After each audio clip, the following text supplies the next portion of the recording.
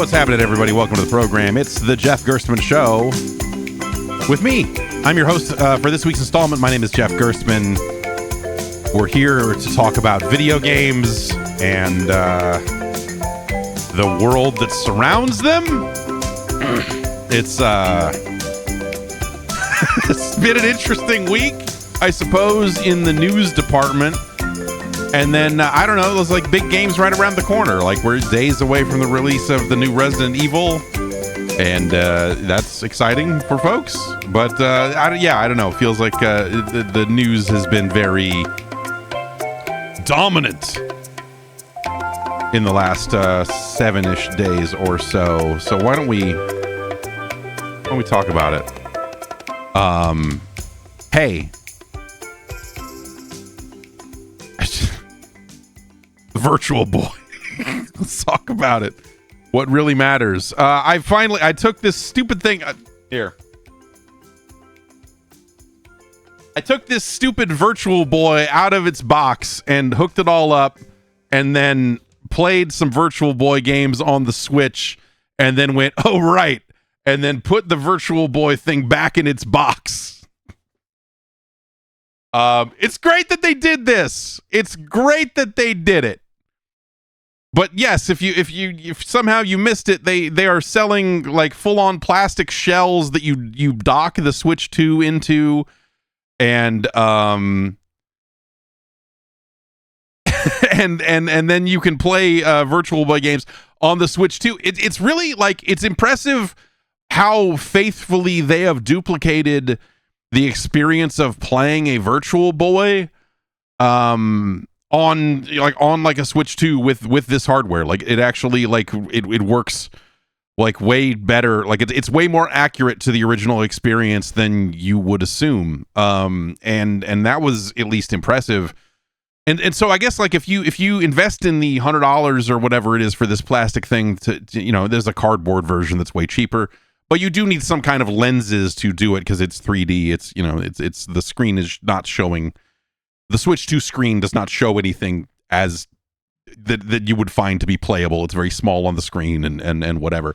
So you kind of need the lenses to get in there and use it. But it's you should know that you're having a fairly faithful experience when it comes to the virtual. I mean, the battery life on the Switch 2 is probably a little bit better than an actual Virtual Boy.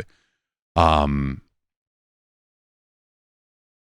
can play some Red Alarm, which is, it's fun, and it's fine. I don't know. It's interesting. Like, it's great that they're doing this. It's great that there's a way for people to play Virtual Boy games. However, my assessment of the Virtual Boy remains the same as it was 30-ish years ago, 31 years ago, I guess. In that the Virtual Boy is bad. That's not to say that every single game on it is bad or that there's nothing, of value to be had there. But it's not a good time, especially long term, staring into this thing, holding it up to your eyes, having it on a stand, hunched down to look into this thing to see all these like red wireframe graphics running at, various unacceptable frame rates and all of that. Like, I really like the audio capabilities of the Virtual Boy. It's like they took a Game Boy and then put like a PC Engine inside of it. Like the music is vaguely reminiscent of some of the PC Engine sound to me at times, and that's kind of nice. But and it's interesting to be able to kind of reassess these games and check them out again. But like ultimately, as someone who owns a real Virtual Boy, I bought mine on clearance, sometime in like 96 or something when it was clear that thing was done. It's you don't need it, man. You don't need it. But it's great that they did it. And so if you're sick, if you have a sickness, if you have an ailment in your brain, where you think that owning any of this Virtual Boy stuff is a good idea, I got good news for you. It is. If you're that person, you're gonna get exactly what you deserve out of this. And it's great. It's great that they did it. It's insane that they did it. And it's nice to see Nintendo acknowledging ultimately like what is probably their biggest failure on the hardware front. I mean, I guess like that's probably, I mean, you could maybe say the Pokemon Mini is, like, no, the Pokemon Mini is probably like more successful than the Virtual Boy is, wasn't it? I don't know. As far as just like full on game playing stuff, you could say like, oh yeah, Rob the Robot is maybe like, like, hey, there's only 2 games or whatever. But yeah, this is far and away the most dead on arrival thing that Nintendo has ever done, as far as like platform launches and what have you. I was there when they showed this thing to the U.S. press for the first time at I guess it was CES in, I want to say 95. So it was like basically the last CES before E3 started up, which was interesting for them because it was like the Virtual Boy was there and like Star Fox 2 was there. Like it was a really wild time for Nintendo. And I've said it before, I'll say it again. The Virtual Boy wasn't fooling anyone. No one was like sticking their head into this thing and going, this is the future of video games.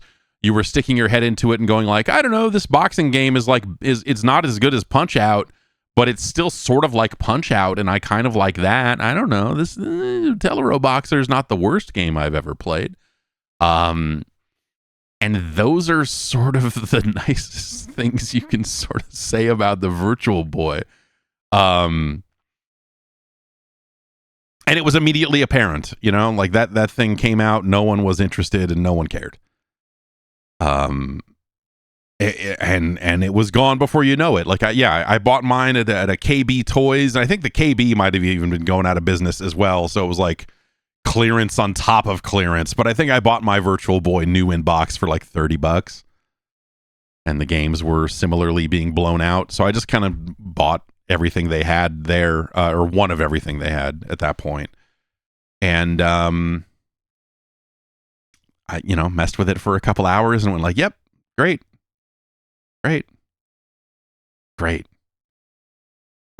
There are some games on there that are good. The shame thing, the bummer, I think, is that they have not found an acceptable way on their side to let people play these games without the weird hardware. I think the 3D stuff is interesting and fine and whatever, but it's not crucial for most of the games on the platform. You can, emulators have been playing Virtual Boy games for a long time. And there are plenty of ways to play those games that don't involve, you having to stick your head into a thing. And so it's weird to me that they haven't kind of like even attempted to meet anyone halfway on this and just been like, yeah, sure, we'll blow these games up to full screen and you can just play them on the Switch too. And you're missing something, but there you go. And so it's this weird thing of like, hey, if you're an expansion pack subscriber or whatever, you get access to Virtual Boy stuff, but you can only actually play it if you go and buy these lenses to make the 3D stuff work. I think that's insane. I think that's just fucking crazy. And I love it! I love that! I love this! Because it is so fucking over the top.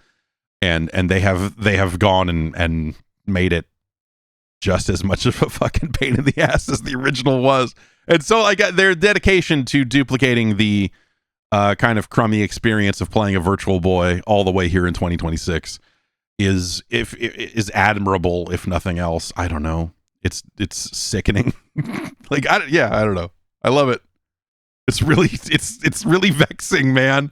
I love that they did this. It's the worst thing they've ever done. It's just like, what the fuck are you doing? Why are you doing this? It's great that you're doing this. You're sick. You're disgusting.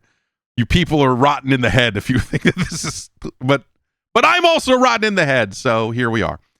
They will release some unreleased Virtual Boy games eventually as a part of this, which is kind of interesting.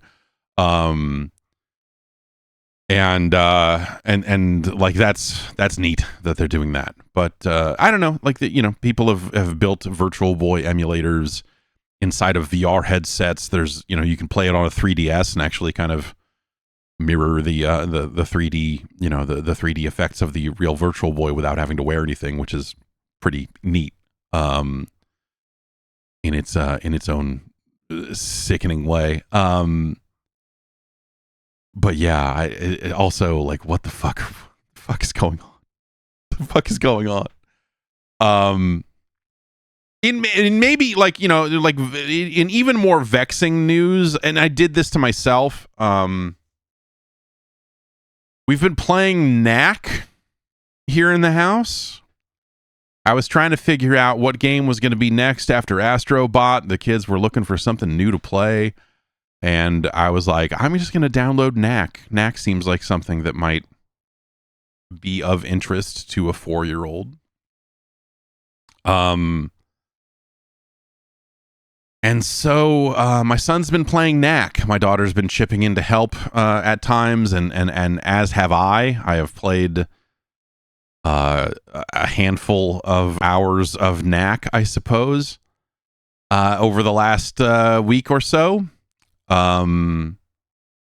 Knack is nice because it doesn't have any kind of camera control type stuff. It is, some other 3D platformers want you to kind of center the camera around and let you put the camera into some pretty bad positions. And so a lot of PlayStation 1 era platformers and remakes of said platformers are not really great.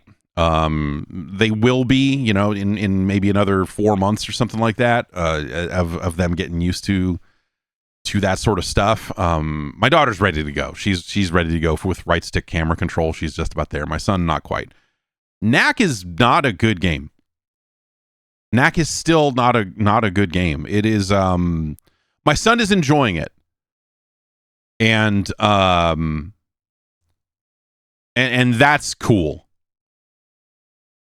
But returning to Knack, returning to the scene of the crime here, just about a decade later, it was like 2014 or something.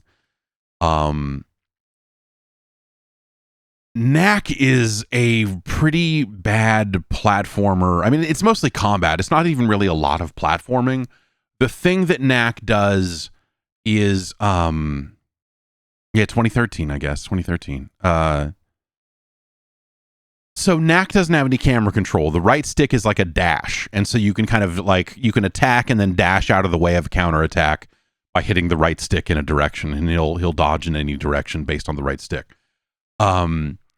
And so it does this thing where, you are playing these fixed camera screens and then making your way to the edge of that screen, and it's going to the next camera angle. And it does that Resident Evil thing of like, oh, you were running to the right and now you're running down because of how this camera angle changed. But we have to do the thing where if you were just holding the direction, it needs to keep running in the same direction. So you're holding right to run down. And then when you let off, it'll, the directions kind of correct themselves. And that's fine. It, like some games have done that over the years. It's always kind of a weird thing. The thing that it does is that sometimes the place you need to stand to trigger the next cutscene or where you need to exit this individual area to get to the next camera transition, sometimes that's not clear. And so there's been situations where I've cleared a screen of enemies and then just been standing there going now what? And I run around the edges of the screen and finally find I needed to stand near this ledge to trigger a cutscene of Knack jumping down the ledge to the next thing. The story in Knack is not especially well told. A lot of the voice work in Knack is pretty bad. And the combat is fucking awful. So the basically the idea is because it's got that right stick dash, there's a lot of stick and move tactics here of get in on a big enemy, hit them once, that'll cause them to do a little shield burst that will knock you back, but you can dash out of the way of that burst and be ready ready to come in again, and kind of follow up with another attack. Every enemy has this giant fucking slow wind up sword attack, and then half of them have a second attack that will come out if not even a third, which will be like a ground pound or whatever else. And so there's this concept here of like, okay, you need to time your attacks well. You need to get in there and attack. You need to kind of stick and move and do a little bit of this. But like everything dies a little fast, and everything, like, it's not fun to do that over and over and over and over and over again. In timing all that combat, it's really, it ends up being intensely underwhelming. And so we're very close to the end of Knack, and also I'm realizing that they've really got me. Knack is available on the some tier of the PlayStation subscription service. I may also own a digital copy of Knack. I don't actually know. I just know that I searched for Knack in my library and it was there. So actually, I guess that means that I did own it already, because otherwise I would have to go to the store and acquire it. But anyway, if you're subscribed to some tier of the PlayStation service, you can play Knack 1. Knack 2 is $20. Knack 2 never made its way to any of the tiers of this service. So despite some of their subscription services being like 130, like whatever it is, it is still it is still a something of a problem where I do not own Knack 2. And now I'm realizing that because my son has gotten into Knack, he is going to be interested in playing Knack 2. And now I'm interested in playing Knack 2, because I'm like, what did they do? What do they do to make Knack 2 better than Knack 1? Anything? No? So we will probably eventually move on to have something to say about Knack 2. All right, now that we have the most important news of the week out of the way, our regular Knack session, why don't we take a break, and we'll come back and we'll get into the news after this. You know, your underwear is either working for you or it's working against you. A bad pair of underwear definitely working against you. You know, it's like you're constantly readjusting it. Everything is riding up. It's just a disaster. So why don't you try MeUndies Ball Caddy Boxer Briefs. These have a contoured pouch that keeps everything in place. There's nothing getting squished or stuck together, or split apart, all kinds of weird. The fabric is this ultra soft modal that feels broken in from day one, and it breathes so you're not overheating. Get rid of your old underwear. That is what I am doing. Little by little, I am chipping away at the underwear drawer, pulling something out that is just like, this is what is happening here. This is the Vietnam of underwear. This is the Grenada. What is happening? This has been blown out. We've got to get rid of it. And I'm throwing away my old underwear in favor of underwear from MeUndies. Because MeUndies has a style for everyone. They've got a cut for all of you, with over 10 different styles, from boxer briefs, jock straps, and of course these ball caddy pouches designed to keep everything all in place. This ultramodal fabric is softer than soft. It's breathable, it's stretchy, it's cozy, it's perfect for all day wear, no matter what you're doing. You know, you're sitting around taking a bunch of meetings, you're going to the gym, whatever. They're up for it. MeUndies uses sustainably sourced materials, and they work with partners that care for their workers. Are you not happy with your first pair of undies? It's on MeUndies. You're going to like them, though. They got over 30 million pairs sold, 90,000 5-star reviews. Guys everywhere are making the switch to MeUndies. And you should too. Right now, if you can hear my voice, you can get 20% off your first order plus free shipping at MeUndies.com/Jeff, promo code Jeff. That's 20% off plus free shipping at MeUndies.com/Jeff, promo code Jeff.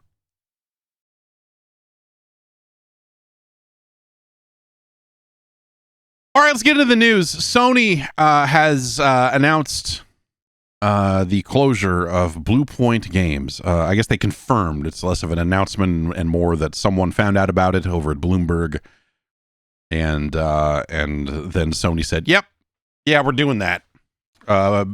You may not remember Bluepoint. They are the studio that I guess most recently, in terms of like projects they developed, they did the Demon's Souls remake for PlayStation 5 that was available at launch. In the years since then, they worked on, they were more like a support studio on God of War Ragnarok. And then also they had spent a good long time, working on a multiplayer God of War game. And that project, when I think about the first time I heard that they were on a God of War thing, this predates the like, hey, we're gonna make a big live service push. This is like this predates Sony getting out there and saying we're doing 12 of these and 9 of these and whatever. Like so they were on that God of War game for a pretty long time. That game was confirmed to have been canceled at some point early last year, which is, I think, where the news that it was in fact a God of War game kind of became more of a public knowledge sort of thing. I personally, I don't think that's I don't think a multiplayer God of War game sounds particularly interesting. I know they've dabbled in concepts like that in the past. So it's there's a lot of people that, and prior to being acquired by Sony, because they were not bought by Sony until after Demon's Souls shipped. So they were an independent studio. They did the Metal Gear Solid HD collection. They did work for Sony. They did the Uncharted trilogy that came out on PS4. They did the PS4 version of Shadow of the Colossus. And so there's a handful of games that remakes that they have under their belt as well. That led to them becoming like this beloved studio. Even like they remade a handful of games and enjoyed this kind of outsized level of support from the community that I always found kind of interesting. And then Sony didn't really take advantage of that. I think that ultimately, from my understanding, that God of War project was something that that Bluepoint pitched. Like, they didn't necessarily want to just be the remake team. And if we look at what Sony is doing and what Sony's even doing with like Nixies and some of the port work that they're doing or not doing, Sony has not seemed like, I guess, incredibly invested in the idea of having a steady stream of remakes. And so you wonder, like, I guess, like, maybe part of what they saw in Bluepoint is how solid they were working on God of War Ragnarok, and like their value as a support studio, or their value as like being able to get shit done. And then this God of War game, just ended up not working out. The story out of Bloomberg was that, there had been a handful of things that had been pitched in the wake of God of War being canceled, but nothing that got greenlit. And eventually it reached a point where they're like, okay, we're conducting a business review, and this is a studio that is currently working on nothing. And so we should shut it down. So yeah, I don't know. Like the narrative around this closure has been built into this, like, it's been attached to the Sony live service fucking scam, like the dumb shit that Sony's been doing for a long time. But again, like this game, I think, predates a lot of, at least the public statement of that strategy in a lot of ways. And again, the story is that Bluepoint wanted to make that game. It's not that like Jim Ryan personally showed up and said, ha ha ha ha, you're going to make a God of War multiplayer game. It's cursed from the get-go. And they're like, no! Like, they worked on that PlayStation All-Stars game. They were like a support team on that as well. Like they did a handful of things and just stuff didn't work out. I don't think you can necessarily lay this at the feet of that specific strategy.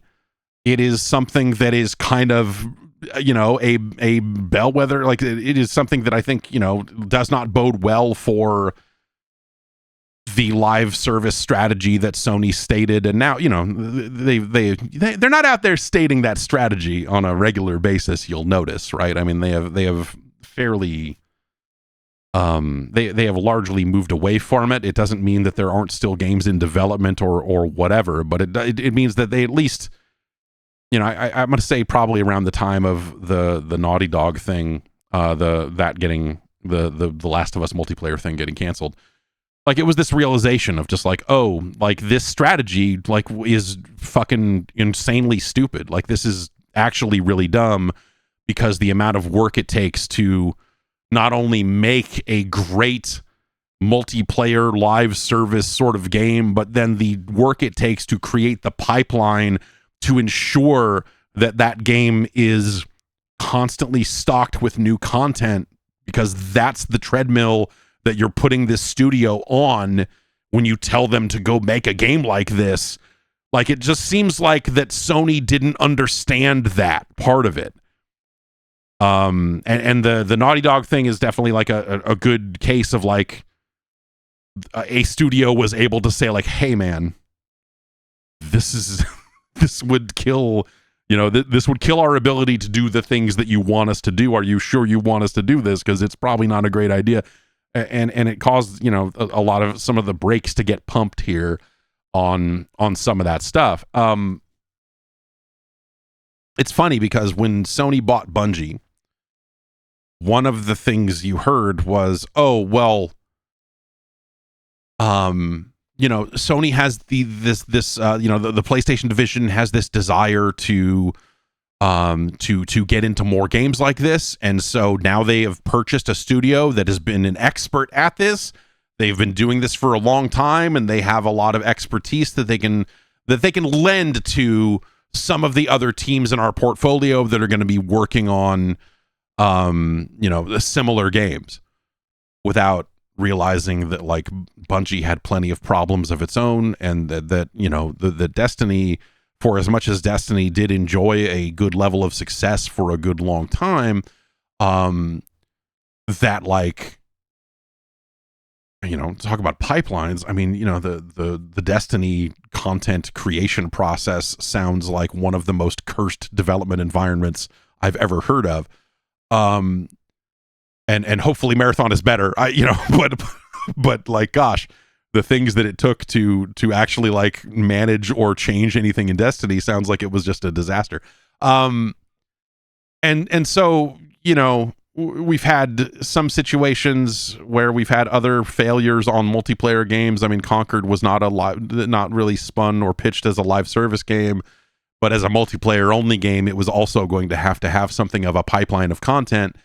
And that failed for a number of reasons. Destiny now feels like it is, if not on its last legs, like you just kind of look at it and go like, this is never going to be the thing that it used to be. Like that ship has sailed. Destiny's best days are probably behind it. And we'll see what happens with Marathon. I mean, that's obviously like right around the corner.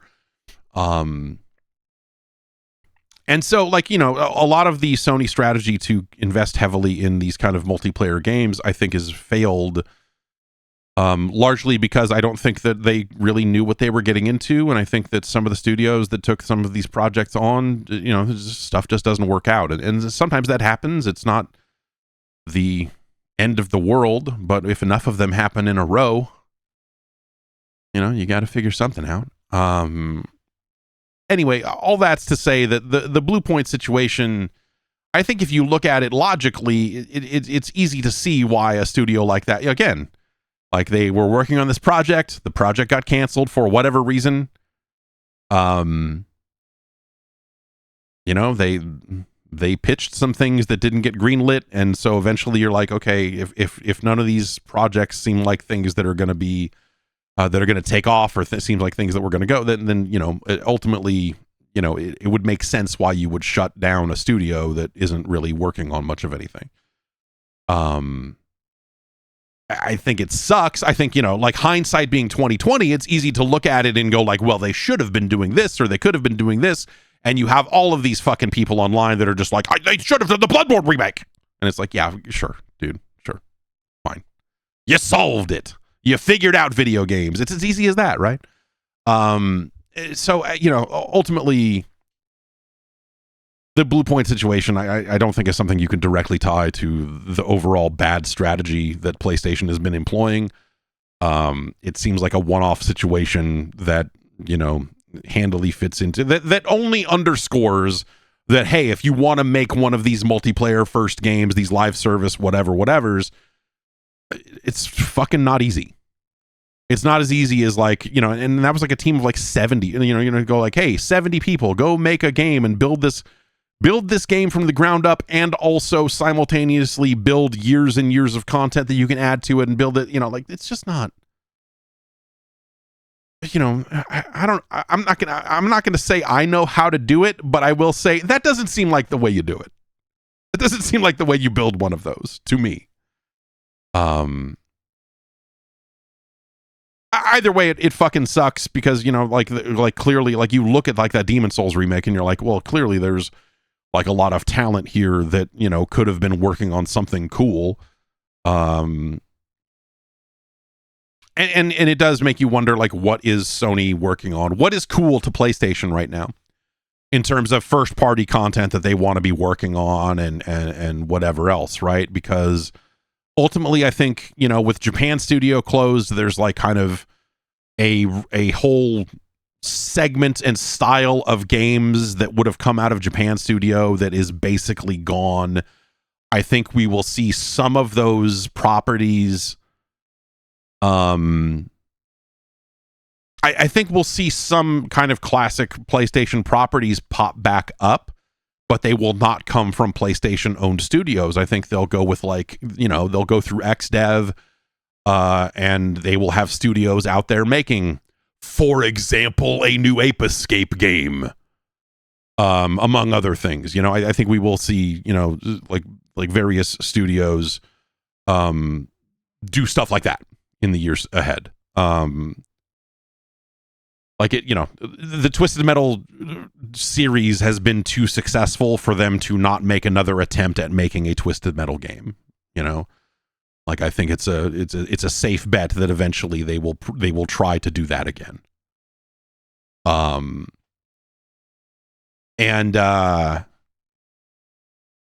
I think that's probably how that will probably be something, as long as that's successful when they start doing it, that will probably end up being their approach when it comes to like, hey, we want to do something small.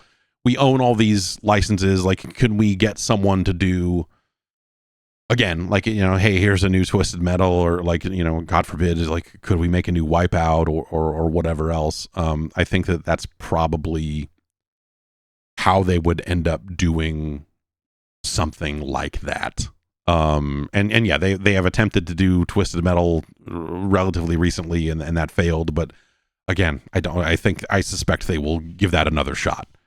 But it won't necessarily come through a Sony owned studio. I think that's probably just logically thinking about it, like what they own, what they're working on, all of that sort of stuff. I think that's a likely scenario that they end up pursuing if they want to have that style of game in their portfolio. And so like, PlayStation's a really weird, like in terms of just like internal development or owned and operated developers and whatever, like it's a really weird amalgamation of studios that are, that many of them are just working on the biggest of the big games that can be made. Insomniac just confirmed the release date for Wolverine for September 15th. That game looks neat.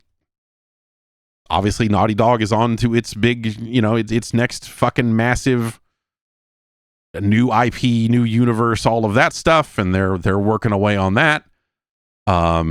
We spoke with Jason Blundell last year as he was forming a new studio under the PlayStation banner, and they're off working on something. And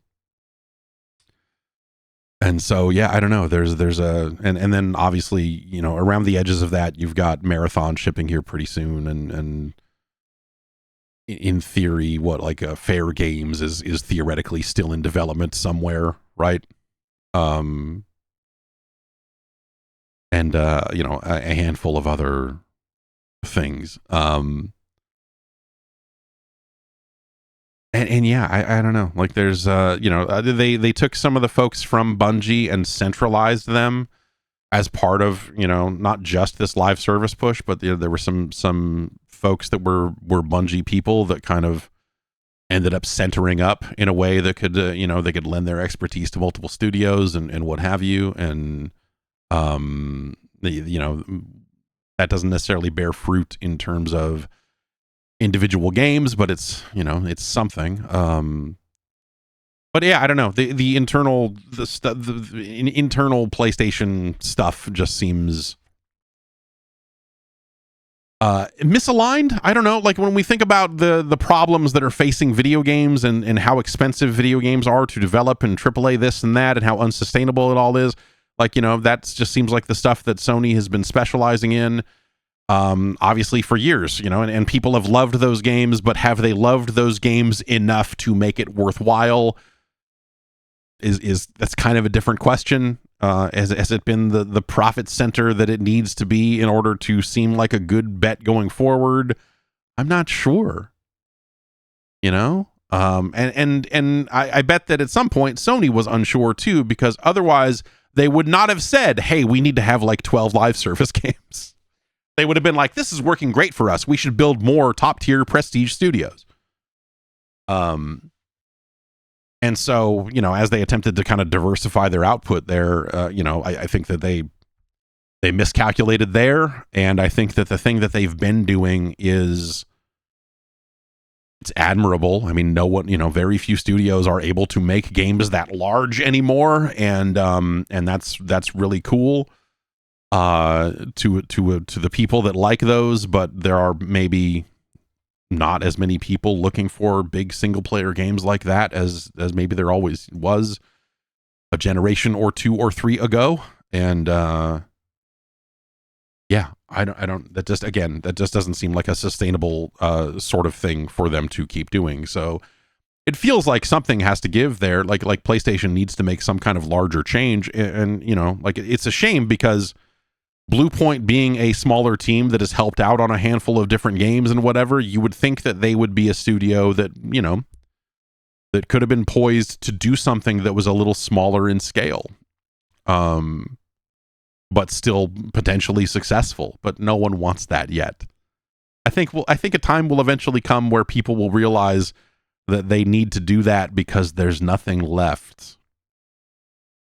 Like as AAA continues to, you know, look like this teetering juggernaut that is slowly being choked out or whatever, eventually it will be a situation of like, oh, well, we thought these games were not big enough bets for us, but I guess we're going to have to settle because there's nothing, like, what else are we going to do?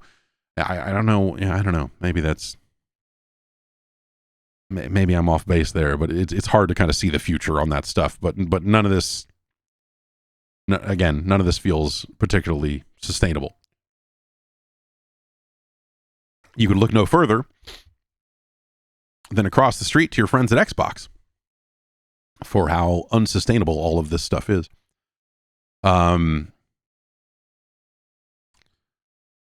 Xbox is done, I guess. I don't know. Like what the fuck is okay? So, on its face, this is stuff that I think everyone thought was, you know, right around the corner anyway.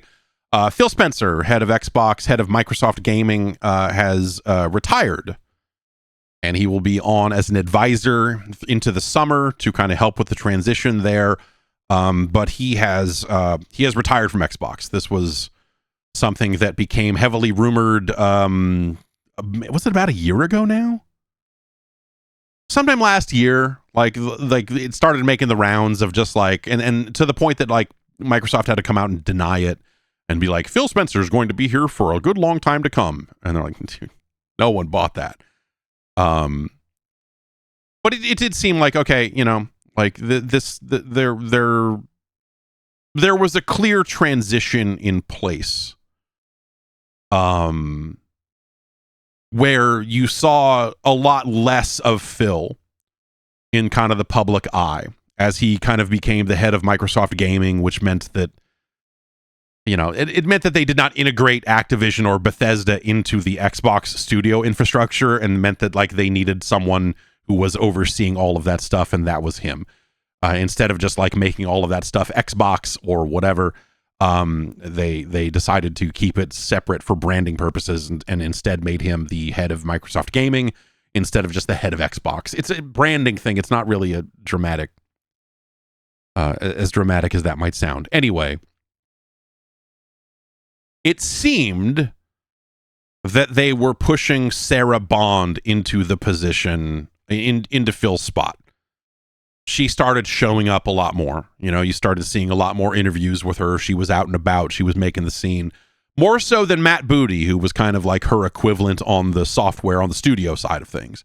You'd see a little bit more Booty out there. He was doing some stuff. But mostly, it was a lot of Sarah Bond. And it became clear that like, okay, they're trying this on. They're going to see, hey, is this is she going to be the next person for that spot? Turns out no. She is also gone. Though the circumstances for her departure are a little less clear, at least officially speaking. She is also out of the company and is going to be, working with the transition in the time to come. Matt Booty is still there. He is still the head of studios, and they are bringing in a new CEO to run it all. And she comes from the AI division. She was head of like Core AI or whatever it was. She is the new CEO of Microsoft Gaming. Her name is Asha Sharma.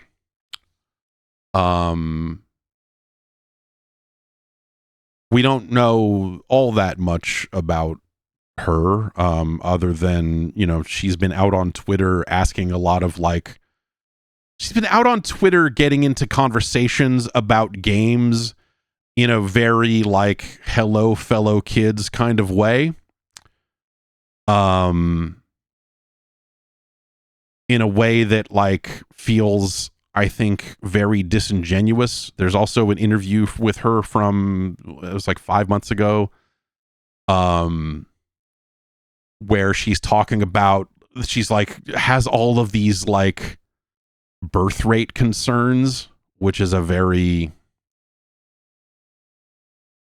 dumb, she had some pretty dumb things to say about birth rate stuff, which as seems like when people start commenting on the birth rate and like, oh, we don't have enough people to replace it, or replacement theories, all this other stuff, like it really, that stuff gets gross fast. But then on top of that, because she's part of the AI division, and she was like, and AI can help fix this.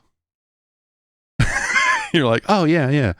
AI's use in IVF and AI's use here and stuff that you're just like, oh, you're now you're like a heartbeat away from talking about eugenics, and what are we fucking doing here? Why are you able to talk into a microphone for a major corporation if this is the sort of stuff you're saying? Holy shit.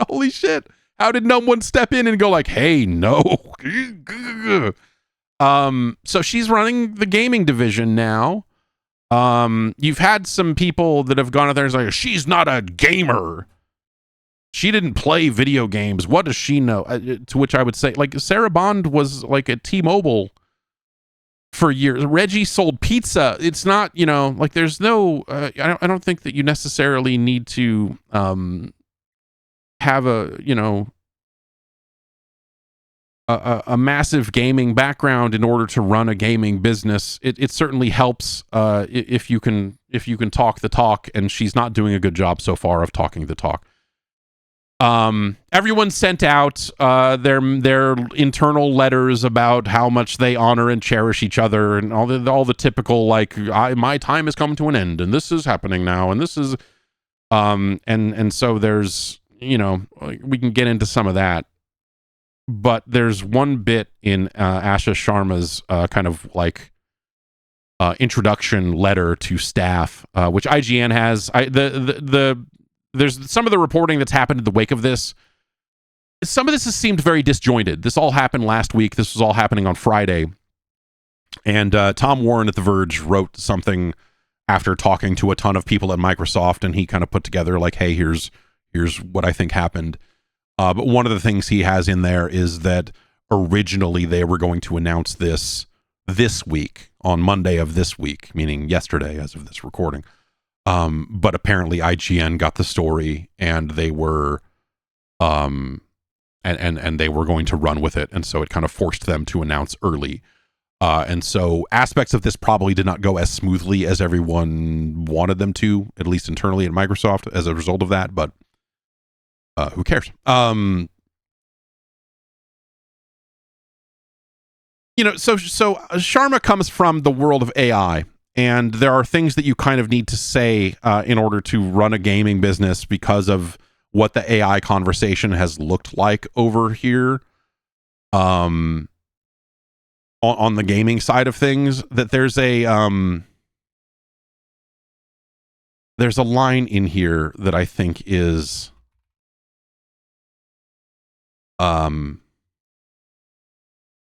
let's say embarrassing.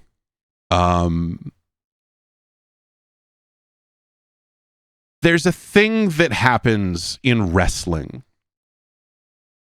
It happens less so now because Vince McMahon is no longer directly involved in the world of wrestling. But Vince McMahon, when he was running the WWE, had things that he liked and didn't like around specific words, including the word wrestling. And so they would use words like sports entertainment to describe their business instead of wrestling. And so he would not call the people that worked for his company wrestlers. He would call them superstars. He would not call them belts. He would call them titles. And there's a thing in here.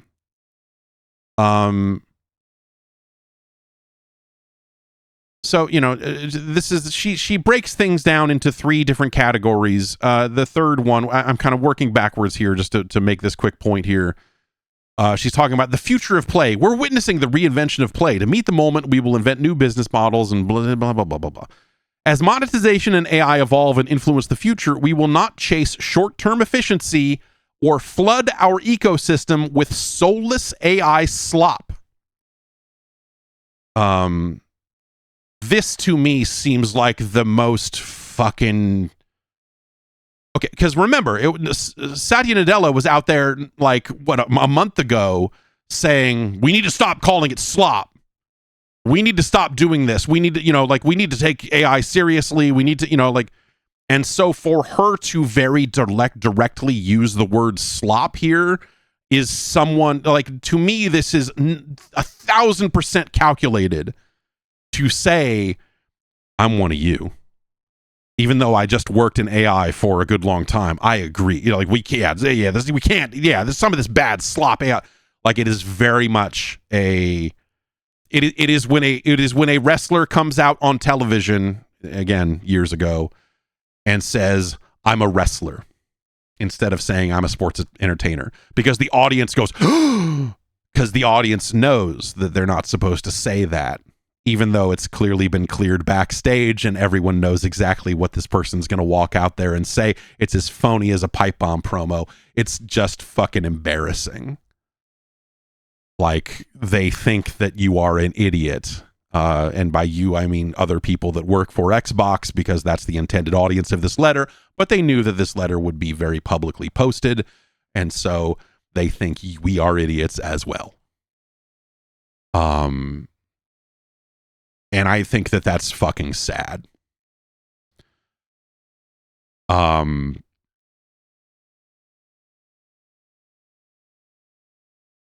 her note gets into three different things. It starts with like the typical like thank you Phil for the leadership and blah blah, all of that stuff.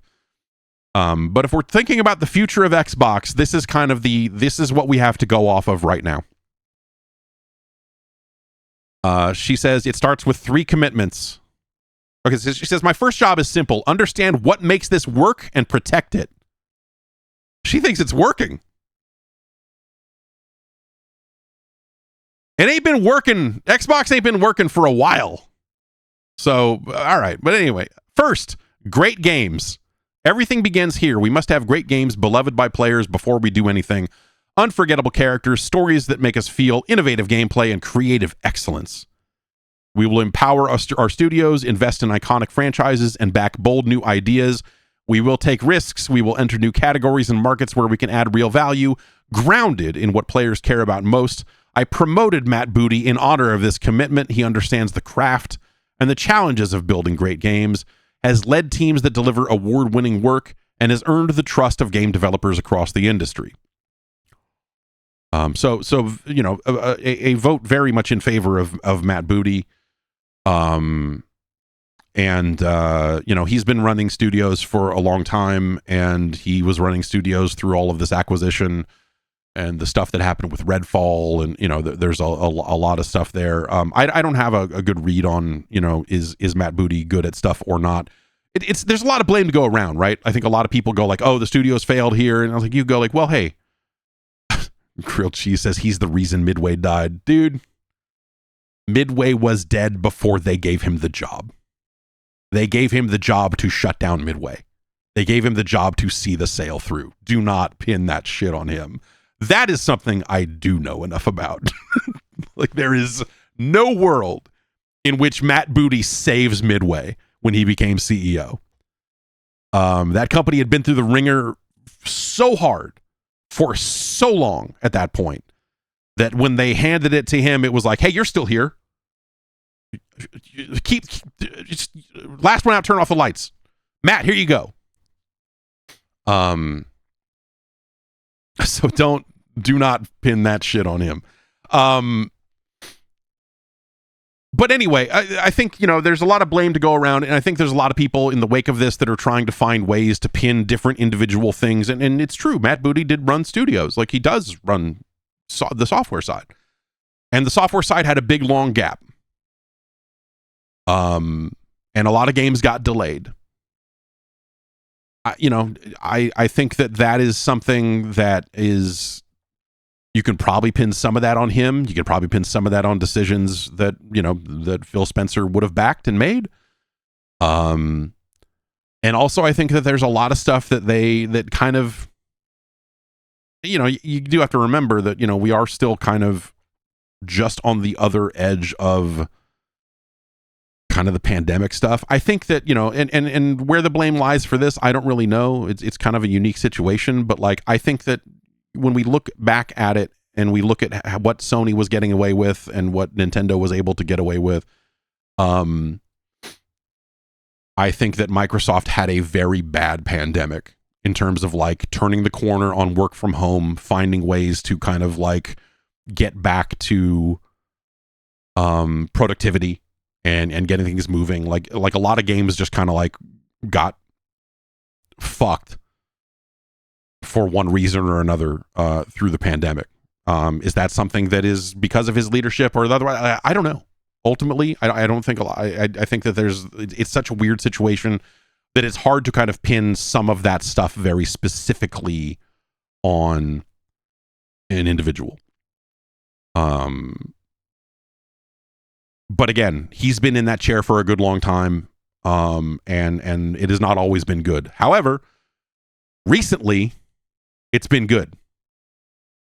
Like the last year or so, like the Indiana Jones. I mean, that's not, but like the software side of this story has been better.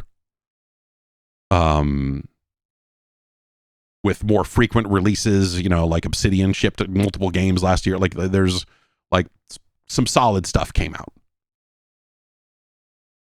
Compared to the couple of years prior to that, where like you were just like, I thought that Xbox was going to have games. I thought we were subscribing to Game Pass to get like what do you?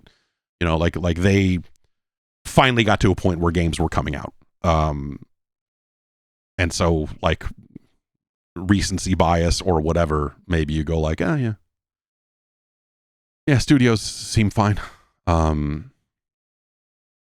just kind of go from there. But again, I don't want to pin anything on any individual person because I don't feel like I can do that fairly. And I think that a lot of them should just kind of share the blame on a lot of the last handful of years here.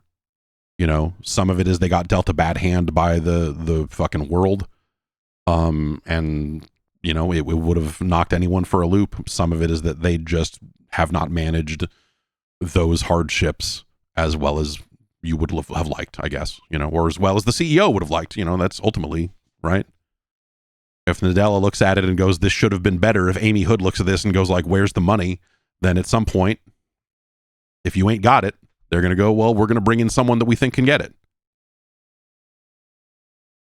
That is something that Phil Spencer was very quick to say for years and years and years when people would talk about some of the hardships they felt they were facing or some of the games they had coming out. He was very much like, yeah, you know, if eventually, I have to run a business here, like it's got to fucking, it's got to make some money. It's got to make this amount of money or else they're going to bring in someone who is going to do that for, he has said that for himself for a good long time. Anyway, back to Asha Sharma's 3 points here. Second, the return of Xbox. We will recommit to our core Xbox fans and players, those who have invested with us for the past 25 years, and to the developers who build the expansive universes and experiences that are embraced by players around the world. We will celebrate our roots with a renewed commitment to Xbox, starting with console, which has shaped who we are. It connects us to the players and fans who invest in Xbox and to the developers who build ambitious experiences for it. Gaming now lives across devices, not within the limits of any single piece of hardware. As we expand across PC, mobile, and cloud, Xbox should feel seamless, instant, and worthy of the communities we serve. We will break down barriers so developers can build once and reach players everywhere without compromise. That, who knows what that fucking means, right? A recommitment to console seems like very again, like I don't think that really means anything per se. I don't think you can pull strategy out of that, is my point. I think that people are looking at this and going like, oh, are they going to toss out their existing hardware strategy? Like, probably not. They're probably too far along on some of those decisions, and those decisions make sense for where they are in the market. That's the thing about the current Xbox strategy, what you can parse of it anyway, is you look at it and go like, yeah, I guess if I was handed this shit sandwich, this is how I would try to dig my way out too, I guess. Would it work? Who the fuck knows? But I don't see any other better way to go. Like them, this is not them. I don't think this is them saying, oh, now we're not going to put games on PlayStation 5. Now we're not going to do this. We are going to return to the way things were and Xbox at the center, because that has not been working for them. That has not been working out for third parties. Like the third party support on Xbox has felt like more and more studios are asking themselves, why are we porting this to Xbox? And the answer seems to be because that's what we've always done. And eventually they will reassess that and go, actually, we're losing. This is not where we should be putting our money and effort. So like things need to change on that front, period. And so I don't think you can take this, some people have tried to pull some strategy out of this and go, oh, this means they're going to do this. I don't think it means anything yet. And third, the future of play. We are witnessing the reinvention of play. To meet that moment, we will invent new business models and new ways to play by leaning into what we already have. Iconic teams, characters, and worlds that people love.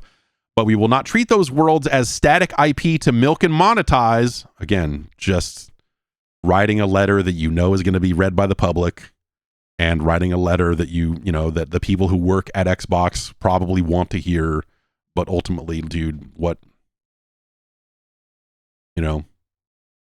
prove it. This is in the same part where she talks about soulless AI slop. So it's like the whole thing is just like, yeah, okay.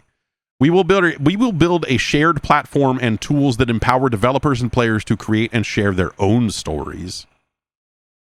Sure. I'm getting some work done. You might hear some drilling. They're laying down some concrete out in the side yard here to fix the part of the house that floods. So yeah. So like, again, that's her kind of statement on it. She mentions Matt Booty. She mentions Phil Spencer. You might notice a running theme through the letters as we get to them is that not a lot of mention of Sarah Bond. Matt Booty's note is short. He just says, Phil's been a steady champion for game creators and our studio teams. I've learned so much from his leadership over the years. I'm excited to partner with Asha as our next CEO. Our first conversations centered on her commitment to making great games and the role that plays in our overall success. She asks questions, pushes for clarity, and wants our choices grounded in player and developer needs. That mindset matters as the industry around us is changing quickly, how players engage, how games are made, and how business models and platforms evolve. So, yeah.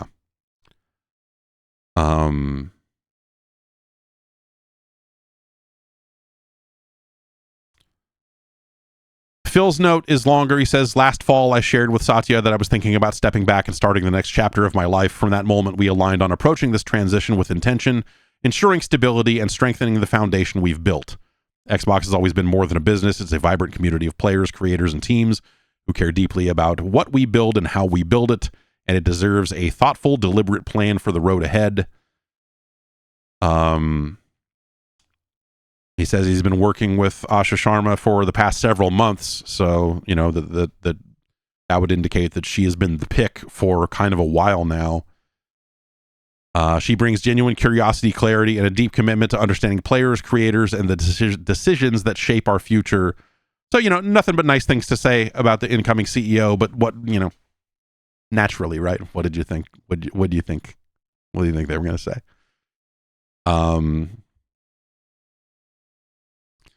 And he congratulates Matt Booty on his promotion to EVP and Chief Content Officer. As part of this transition, Sarah Bond has decided to leave Microsoft and begin a new chapter. Sarah has been instrumental during a defining period for Xbox, shaping our platform strategy, expanding Game Pass and cloud gaming, supporting new hardware launches, and guiding some of the most significant moments in our history. I'm grateful for her partnership and the impact she's had, and I wish her the very best in what comes next. So she's the only one to, Phil is the only one to mention Sarah Bond. And notes that she decided to leave, which could have been a mutual decision or who knows, right? Ultimately, if we take what's in here at face value, in terms of like that Asha Sharma has been the pick for, quote, the past several months, but then that's been a good chunk of time that Sarah Bond has known that she is not getting the job. The job that they were very clearly, and internally, I think people would say this, and externally, it certainly seemed to be the case, that they were definitely grooming her to take Phil's spot. And at some point, that plan changed. We can get into some of the speculation around those reasons, but ultimately, the company went in a different direction. Now, when you are a person in a position like that, where you are kind of in line for a promotion and you think you're going to be running this whole team and all of this stuff, and then suddenly they pull that away and give it to someone else, the right answer there is to leave the company. Because you are not going to get that promotion. They are just putting that person in the spot. Phil was in that spot for a decade or more. Do you want to work in this position with 0 promotions for the next 10 years? No, you leave the company. So, you know, like people are like, oh, she was fired, she was pushed out. And like people are looking for like some fucking smoking gun conspiracy here. And there is some speculation out there that, again, we'll get into what Tom Warren had to say on The Verge. But ultimately, the right answer for her is to leave. They have made it clear they are not going with you. Whether that's fair or not, or right or wrong, ultimately doesn't fucking matter. You get the fuck out. You go, okay, well, fuck you guys. I'm going to go do something else. Period. Like, that's just basic career shit. And anyone who is not saying that, anyone like, oh, she could have stayed, and they like just telling that she didn't say, like, no, dude, you fucking walk. You say, I value myself more than you do, apparently, so fuck you, I'm fucking gone. You leave. Like it's just that you don't stick it out and go like, oh, okay, allow me to sit in this position where you've now like demeaned me and made it very clear that you are not, you know, like, no, you fucking book it. You fucking get out. You go, all right, yeah, okay, I thought I could fix these problems, but if you want someone else to fix it, cool, man, peace. Have fun. I'll help with the transition. Peace. And you fucking go do something else. Like a very common thing. You don't just hang out.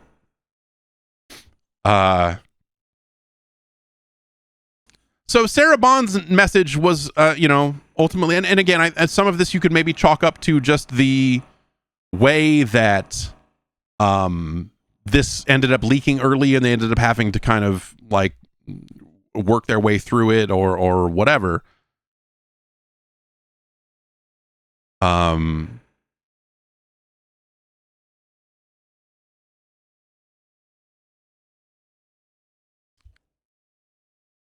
But this is something that showed up on LinkedIn.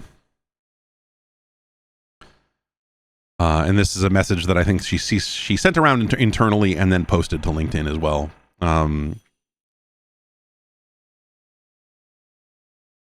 we announced our intention to acquire Activision Blizzard in 2022, I committed to helping lead Xbox through what would be a critical period of change. Over the past 4 years, we've navigated that moment together and positioned the business for what comes next. We took on some of the biggest challenges this organization has ever faced, and we did it as one team. With that, I've decided this is the right time for me to take my next step, both personally and professionally. We're living through a transformative technological era that will shape the next generation of our industry, and I'm energized by what's ahead. It's a unique opportunity for fresh eyes and new leadership. I've had the privilege of spending time with Asha over the last few weeks as we've planned for this transition. You will note that Phil Spencer said months. So it is possible that Sarah Bond was not brought into the loop on this until much more recently, which, again, given their positions on an org chart, not necessarily that weird, perhaps disrespectful to do that to someone who thinks that they're getting that job. But if businesses ran on respect, it would be a much different world.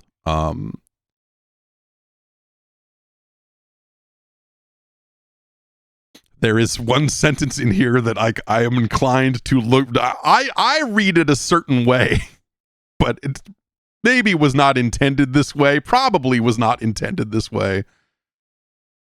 It's you know, she's talking about Sharma. She says she brings deep technology and commerce experience along with a strong track record of building and scaling platforms that the world uses. Xbox deserves this. Fuck. That is, if being the person that I was, if I was writing this note and I wrote Xbox deserves this, I would mean it in a very specific fucking way. I don't know Sarah Bond. I don't know if that's, I don't know.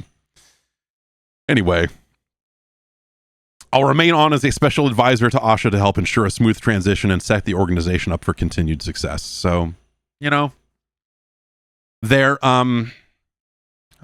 presumably, I'm sure that they're paying her out quite well to do this advisor thing and to transition out and to You know, and also, you know, like she's very clearly framed this in her own words as her decision, and not a case where they were firing her or saying, hey, it's time for you to go. It could very well have been a mutual thing, and they could have been like, oh, well, hey, you know, like you're not getting this job, so maybe there's something else you can do or whatever. I don't really know what that situation would have looked like had she dug in her heels and said, no, I want to stay here. They may have said no. Or they may have, you know, maybe she could have, Microsoft's a big company. She probably could have transitioned to some other part of the business at some point. But yeah, so, you know, that's obviously like a pretty major change. And it kind of gives us a good opportunity to, I think, look at like what is the last 12-ish years or so of Xbox, and specifically Phil Spencer's run at Xbox. It's a pretty cursed chunk of time for the brand, ultimately. And when I talk to people about Phil Spencer, people who have worked for him, people that have worked with him at other publishers, you know, that have partnered with him on games and what have you, like, the message that rings through all of that is that he is a very genuine individual who is trying to make the best decisions he can. But ultimately, there's only so much he can do with the resources he has. It's not infinite. He did not have infinite money to go fix Xbox. At the end of the day, you are still a part of Microsoft, and Microsoft is still Microsoft. And Microsoft is increasingly a fucking disaster. Every time Nadella opens his mouth to say some more embarrassing shit about AI, it becomes clear where that company's priorities are in the future. And it becomes clear why they would take someone like an Asha Sharma, who comes out of an AI division, and say, hey, go try to fix Xbox. You know, he was able to, you know, Phil was able to make the case for acquiring studios, which I think seemed like the right idea at the time. I think that Xbox without Activision is probably in a much worse position now. And maybe, you know, if we stretch this out another 5 years or so, maybe this will actually become an incredibly negative, you know, like if Call of Duty falls off a cliff or whatever. But like, you know, it's an off year for Call of Duty. We'll see what next year and the years beyond, you know, end up kind of doing for that franchise. But when you think about Activision being incentivized to sell because of Kotick being a dirtbag and all this other stuff, you know, like them stepping in and taking Activision on, I think makes a lot of sense. Similar with Bethesda in terms of like, hey, you know, this is a company that has published amazing games that have done very well on our platforms. It makes sense for us to bring them in. Starfield didn't hit the way that Skyrim did. You know, that's unfortunate, but that's just how it goes sometimes. And what I think ultimately with the acquisition of those studios, like the consolation prize for Xbox is like if they fuck up everything from here on out, hardware wise or whatever, at the end of all of that, they will just have to settle for being like the largest publisher of third-party software in the world. Not the worst consolation prize. So if nothing else, like under Spencer's leadership, they have managed to put that together.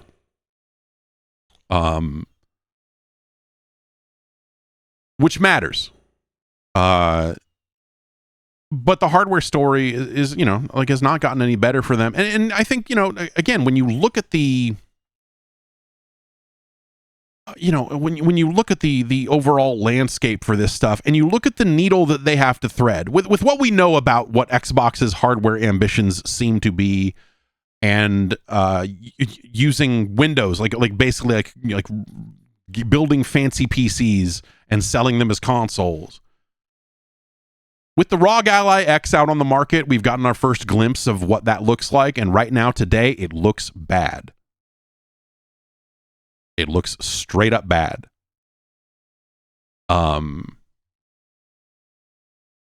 And so when you think about the amount of work that has to be done to Windows specifically to make it ready for that type of use case as a console, that seems like a very heavy lift. Now layer on all the parts where Windows is a fucking mess. They've fucking slopped it out with a bunch of AI trash. They've had like numerous bad patches and updates over the last couple of months here that have resulted in either worse performance for games or situations where the OS simply stops booting. Like, it's been a bad run for Windows lately. And so now you're going to ask that team, hey, we need you to fucking whip this thing into shape and turn it into an OS that people who are used to using game consoles can use and appreciate. That's a very fucking uphill fucking battle. And with this last batch of Windows stuff, I think that's the part that broke me from like, oh, you know, if they can, this will be very hard for them, but if they can pull it all off, that'll actually be kind of neat. Now I think I'm on the side of like, I really don't think they can pull this off. On the time frame that they're working on the if we assume that they're shipping a console next year, like all of that stuff, if we look at the work they've done so far and the pace of the work that has followed on, I think it's very it's very difficult to sit there and think that they will suck this out.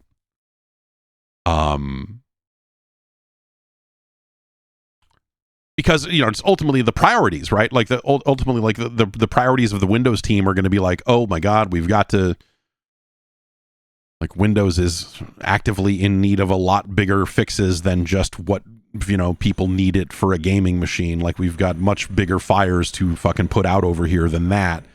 And so, you know, that's going to end up on a back burner. Like, what does that mean for the Xbox timetable? What does that mean for third parties who will be asked to make games for a new Xbox that then ends up maybe shipping in a weird state or ends up getting delayed at the last minute because Windows isn't ready, or, you know, like whatever, the number of different things that could happen there.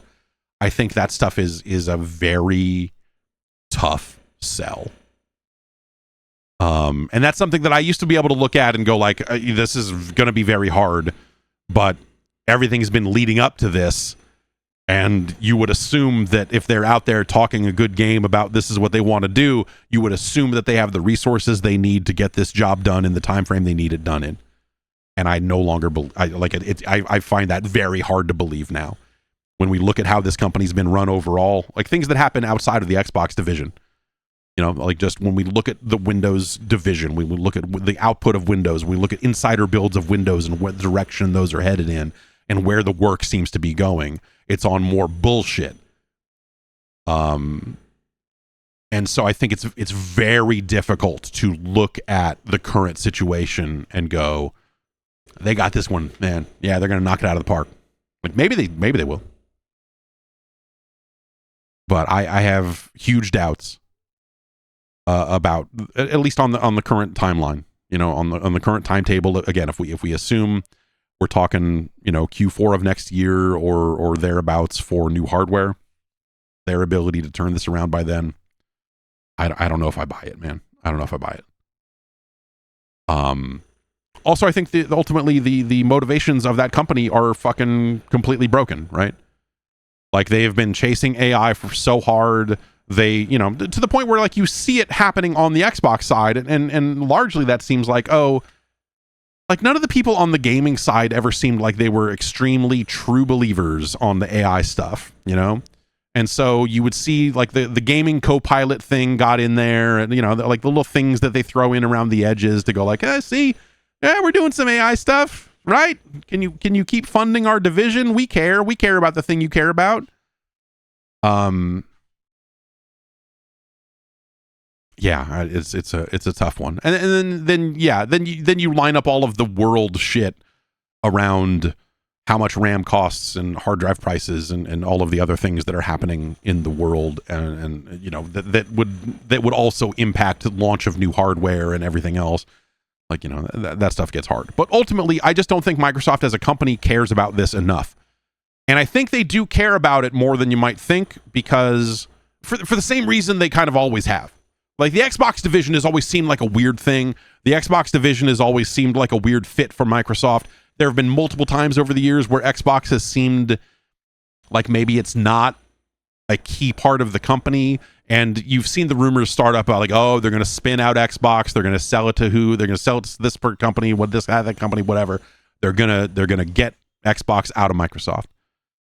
Or they're going to shut it down. They're going to do this. Like, Xbox isn't making enough money. They're going to do this. Like, the money thing is, you know, like, Game Pass had, like, what, a $5 billion year last fiscal year. So it's not like it's, again, in the consolation prize era of Xbox, you know, if everything goes wrong, you know, they'll still have some amount of Game Pass money coming in. Not as much if the hardware doesn't hit, but, you know, something. And they'll be publishing a lot of the biggest games that come out most years. So, not the worst place in the world to be. But ultimately, the thing that Microsoft has always seen in Xbox, I think, is something that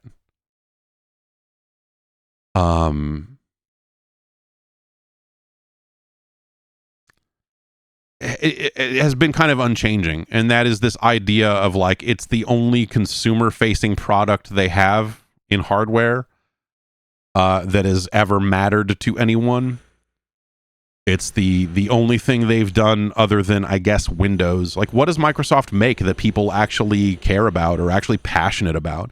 Like, we wouldn't be spending all this time talking about Xbox if no one gave a single fuck about it. You know? And so from an overall company kind of perspective, and also just strategically, there is that still, like, oh, it'd be nice to have a box in everyone's living room. And even if you're not in the gaming division, there's still part of it where you're like, you know, we could put something in that box that would benefit us in some other way, and the AI this and that. Like, you know, like, everyone, I'm sure that there have been multiple times over the years where some division outside of gaming has come and tried to cram some shit into the Xbox. And you know, you saw it in the Xbox One to a certain extent. They're like, man, this thing runs Skype. You're like, great. Awesome.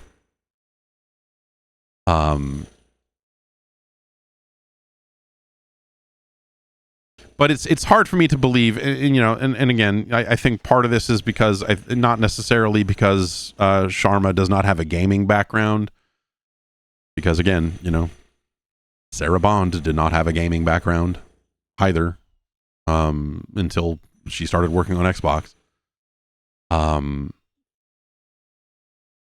I think that when I look at the things that she has said already and some of the positions, and then, you know, some of her insane birth rate AI nonsense, like, there's just a lot of stuff there that you just look at and just go like, yeah, I don't know that I believe this person is going to have the right. I don't believe this person is going to be able to fight the right fights, and that's, to his credit, Phil Spencer was someone who knew what developers wanted, was able to talk to developers about what they wanted, and was able to advocate for that, was able to rework policies for that. You know, things happened on his watch. You know, we probably don't get to cross-play in video games without Xbox pushing on it the way that they did. And eventually, you know, Sony had to come up with its own policies around what would, you know, how the money splits for cross-play, cross-buy, all that sort of stuff. But, like, I think there's a lot of things along the way that are good examples of, like, advancements and small battles that ended up helping gaming as a whole. However, a lot of those changes did not dramatically shift the fortunes of Xbox.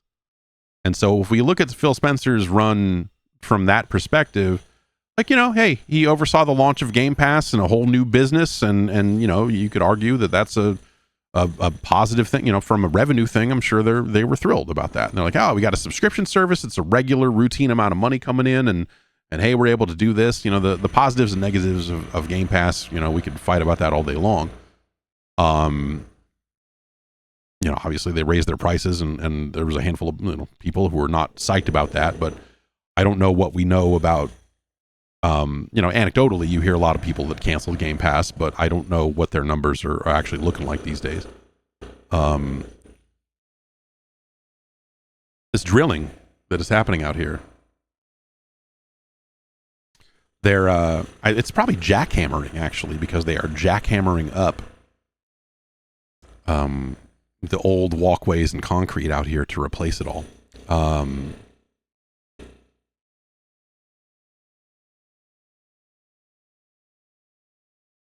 But yeah, ultimately, I think, you know, Phil Spencer's run will, in my mind, be associated with, here's a person who came into a very fucked situation,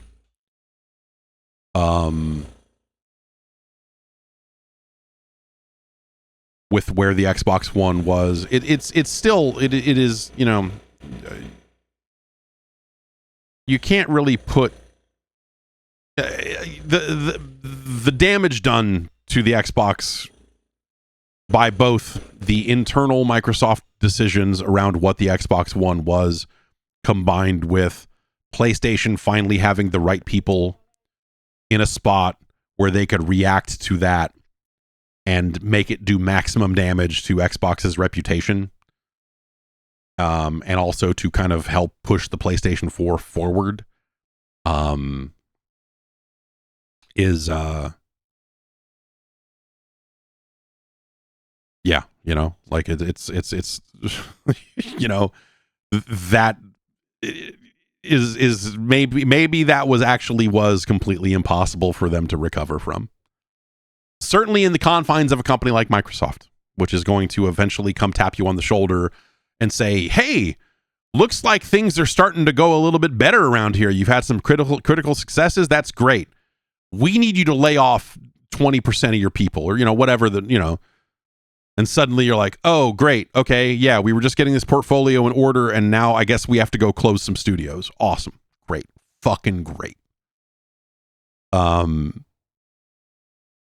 So yeah, I think that there's, you know, there's some shit that came their way, and some of that is on them for not being as successful as they needed to be, and we'll never know ultimately if the numbers that they were presented from on high were attainable or not.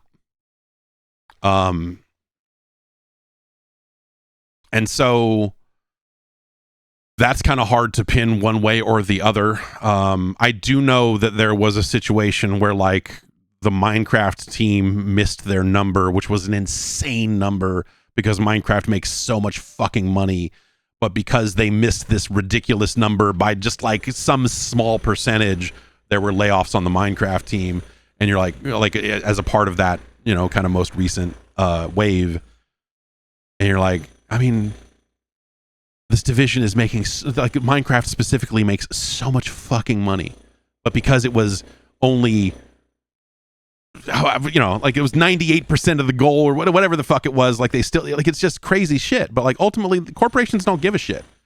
They're not there going like, oh, well, people really liked Hi-Fi Rush, so let's not touch them. People are like, no, you have to cut this many people and this much money, and when you close a whole studio, there's a lot of other costs that go with that around real estate or infrastructure, studio infrastructure, all of that other stuff. And so in some cases, it may behoove you to close an entire studio instead of just taking a chunk of a team.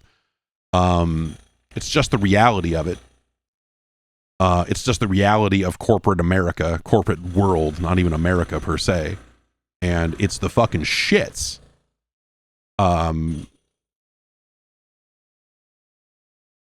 But, you know, like, sometimes that is just how that shit fucking goes.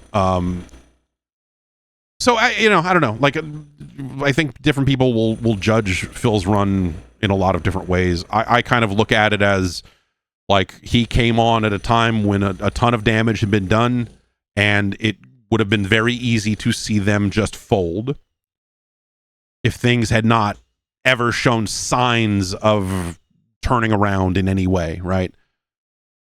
And under his leadership, Xbox always had an answer for what they thought was next. And it was like, okay, let's get Knack out of the box. That'll help developers. That'll help everyone right away. Let's do this. Let's make this change. Let's make this change. Like seemingly small changes that pushed them in the right direction, but they never turned the corner. Xbox felt like it was like one move away for the past 10 years.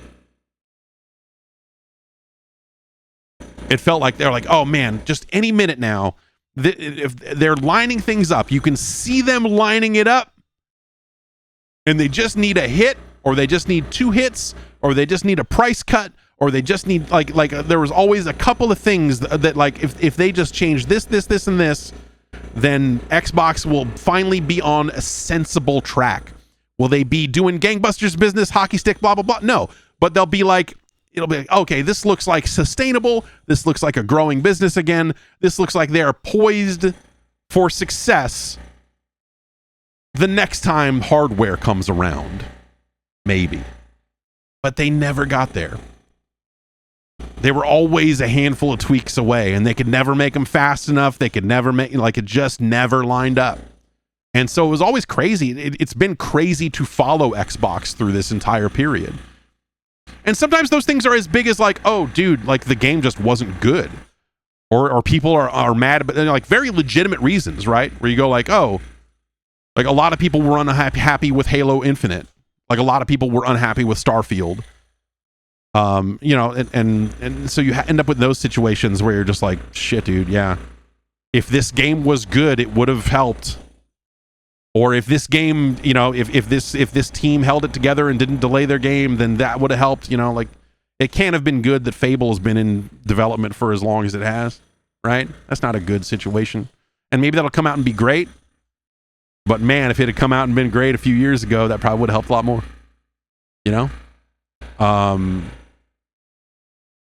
They've squandered, like for a variety of reasons, right? Like the popularity of Halo and Gears. Maybe those things were always going to fall apart. Maybe Gears had a shelf life, right? Where it's just like, okay, we've made enough of these. Like people are done. People have moved on. The cover shooter is whatever. But it also just feels like they didn't necessarily do right by that franchise the way that they maybe could have. They placed some questionable bets that didn't work out.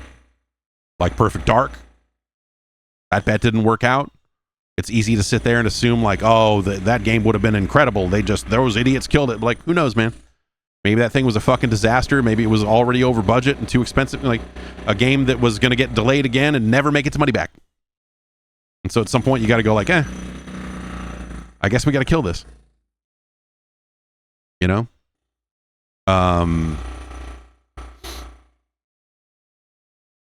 Not everyone gets the Sea of Thieves treatment.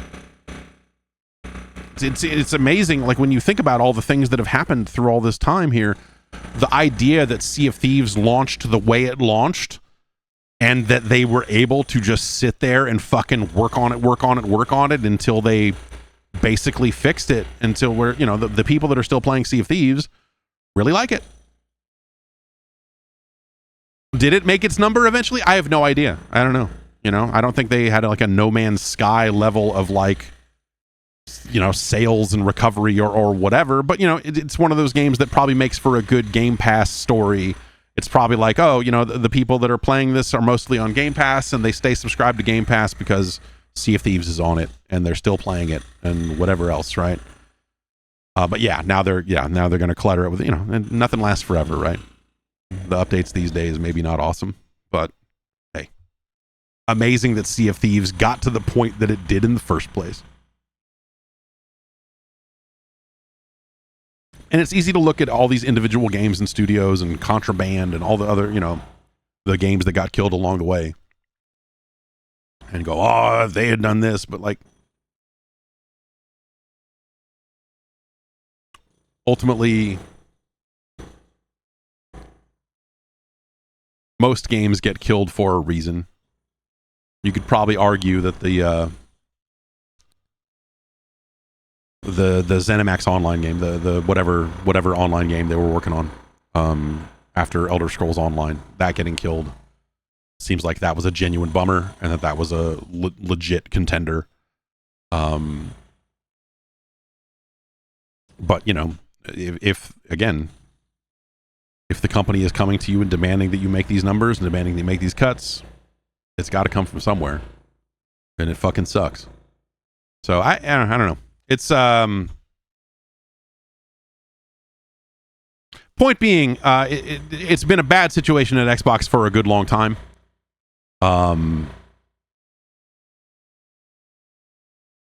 And I think that they've done an impressive job at keeping it together as well as they have.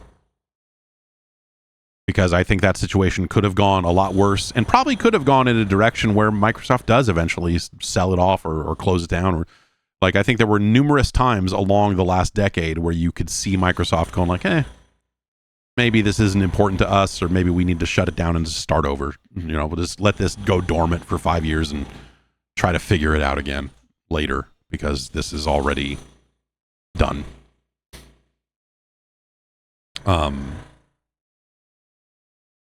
I guess so. The last piece of this, or the last couple of pieces of this, is let's take a break. And we'll come back and we'll talk about some of the stuff in this Verge article and a little bit of what Seamus Blackley had to say about all this. Be back in a minute. Let's talk about meat. You know what I'm saying? Getting high quality American meat and seafood delivered straight to your door, vacuum sealed, frozen at peak freshness. That's right. It must be Good Chop. Your freezer stays stocked, you cook when you want to, and you don't have to gamble on whatever's left at the grocery store. Good Chop sources its meat and seafood exclusively from American farms and fisheries, so you're supporting local family farms and independent ranchers right here in the United States of A. And they have a wide variety of cuts and styles. They sent over some salmon, some fillets, some ground beef, some really nice stuff. Grass-fed beef, wild-caught seafood, organic chicken, responsibly raised pork, and so much more. They have over 100 menu items. They got USDA choice and prime steaks. All this stuff. And it shows up. It's still cold, still ready to go. Toss it in your freezer, or, hey, if you forget it, it's time to get down to business. Put it in the fridge, let it thaw out, and get going. Good Chop sources only the good stuff, which is why they feel confident about their 100% money back guarantee. Either you love Good Chop or you get your money back. Check it out. Go to goodchop.com/podcast and use the code 50Jeff to get $50 off plus free shipping on your first order. That's $50 off plus free shipping at goodchop.com/podcast and the code 50Jeff.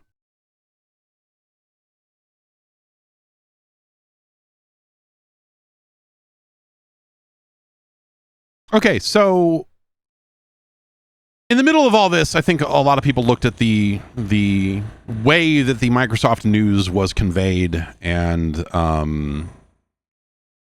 felt like, the way Sarah Bond is not being mentioned in a lot of these letters seems very strange, and she did not have an internal letter as part of the stuff that IGN had, and this stuff has not felt good. So Tom Warren has been reporting this. Tom Warren reports on Microsoft a lot. The thing I'll say here, and we're about to get into like personnel issues, right?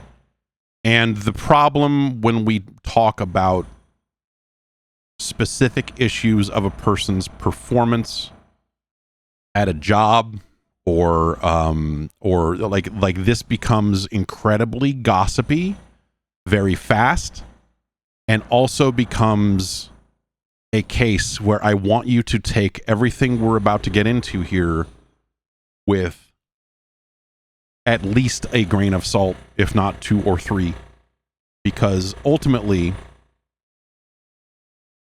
we're going off of reports from Tom, who, you know, I'm sure he has these sources.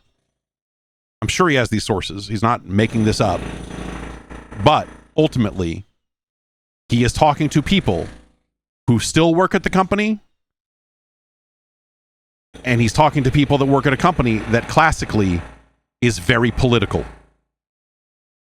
And so this is people giving Tom information that they know is going to be reported. These are people that may very well have loyalties in different places around the company. If this was a situation where you had two people of a similar level, say a Sarah Bond and a Matt Booty clashing, that you would have Matt Booty people and Sarah Bond people. And so I guess I'm not saying that this isn't the case, because I have also heard similar stuff over the last 6-7 months or so.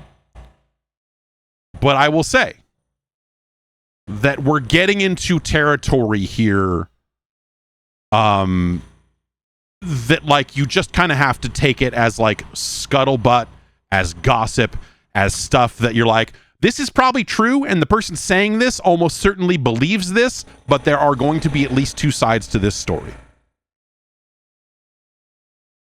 So just know that going in.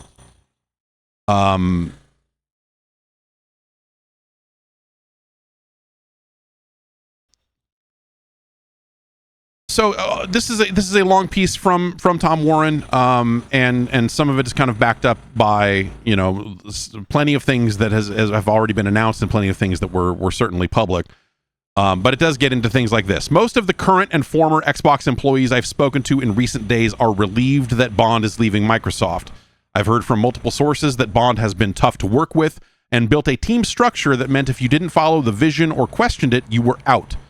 Most have praised her ability to strike partnerships with companies and developers, though.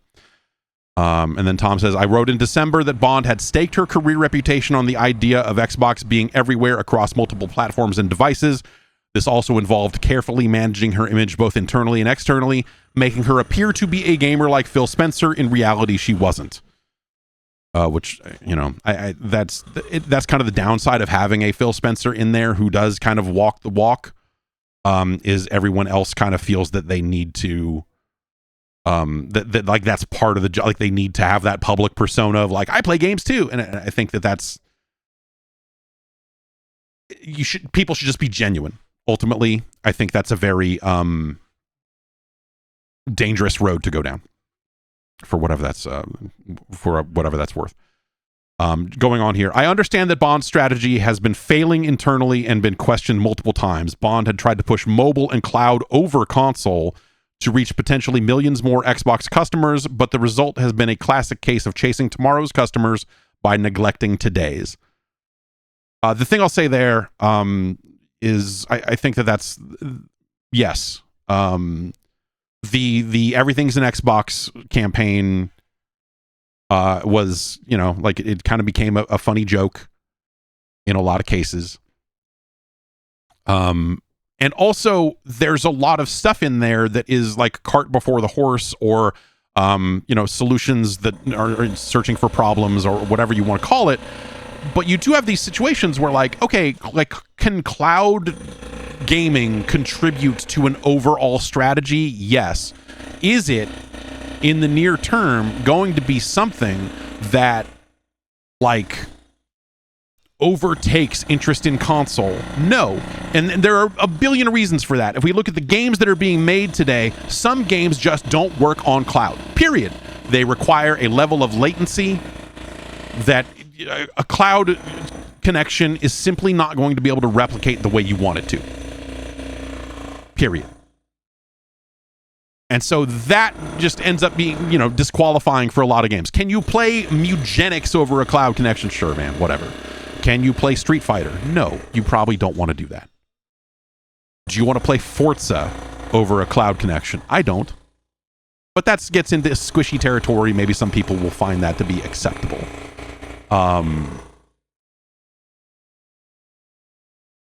And so, you know, like that's the problem that goes all the way back to some of the internal emails that that came out during the purchase of Activision. There were a lot of internal emails that came out in that court case that you had like Phil Spencer literally saying like, hey, you know, this cloud thing doesn't seem, you know, like it doesn't seem like there's enough people here yet. There's like, are these going to be our customers? Like, it just doesn't seem like something that's here right now. And that's a number of years ago, but I don't think any of that stuff has changed dramatically in the years since.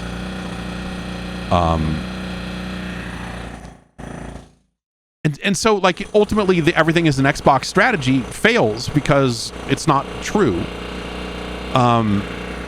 Because even an Xbox is no longer an Xbox anymore because they're not putting their full investment into it anymore. Like the Xbox Series X is a fine machine compared to what else is on the shelves, but like it's not something like imagine, you know, like no one's going to recommend, hey, you should go buy an Xbox Series X probably ever again. For the rest of this generation, it is a poor choice because you just don't know what the fuck Microsoft's going to do at any given moment. And until they can like get out of the way of that, it is a real lame duck situation. Obviously, and the price of it is outrageous. There's no reason to go buy an Xbox right now, period. When you can get it at Virtual Boy blowout prices, then obviously go get one. But they probably won't ever hit that. They probably won't ever hit dramatic price drops.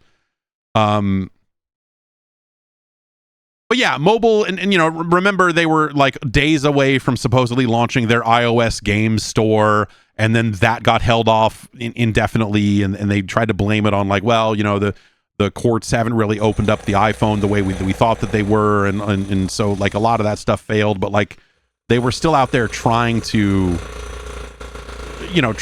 promote that as another avenue for Xbox. Whatever that meant, right? And so like that stuff has been dumb also. And they sold their silly stickers that says this is an Xbox and whatever else, and they tried to make the best of it, but like it was not a good strategy.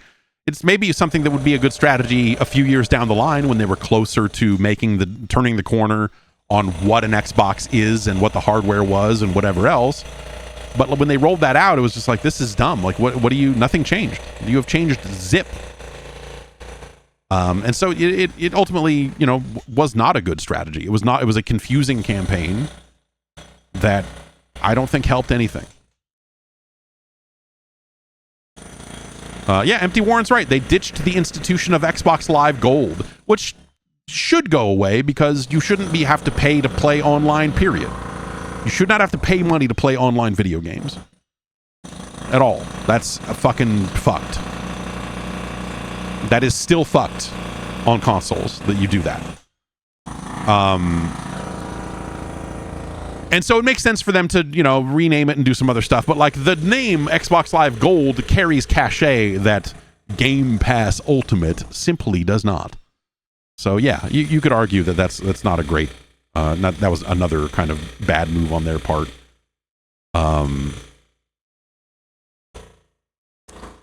He goes on to say, Xbox employees I've been speaking to have been concerned about the Sharma appointment. So I guess actually to kind of like wrap it up on the kind of Sarah Bond stuff a little bit.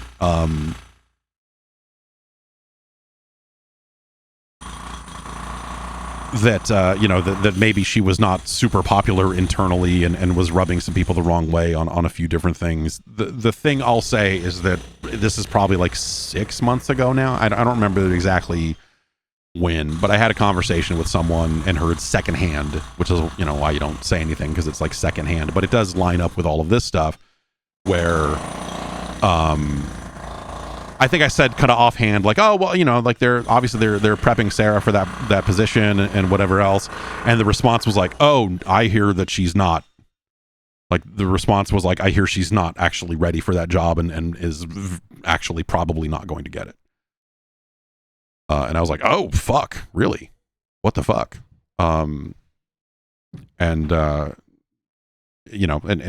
few other things that kind of went with that. But generally, I guess like all that to say that like when I heard this stuff in this Tom Warren article, it kind of connects to that. And I went like, oh, huh. Interesting. But again, I will remind you that the problem with this sort of conversation is that all of it is very personal, and all of it is very much, do I like this person, yes or no? Or do I like, do I like this other person more? Am I supporting them in this struggle? Is it this on this struggle? Is it that, there's ultimately the most office cultures are the shits. Microsoft, probably way worse. Zorga asks, do you think she was originally brought in to take the fall for Xbox failing, the glass cliff they call it when a woman is hired specifically as a scapegoat? No, because if that's what they wanted to do, they would have given her the job. There's nothing about anything she's doing would have prevented them from giving her the job if the job was to shut it down. So no, no,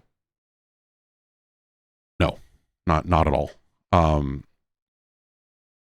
But I was introduced to the idea of, maybe it's not guaranteed that she's going to get this job kind of a while ago. And so I've been thinking for a while, like, oh man, what would they do? Would they, there's Rob Costas, who runs Activision. Would they bring him over and have him run it all? Who else would they have internally?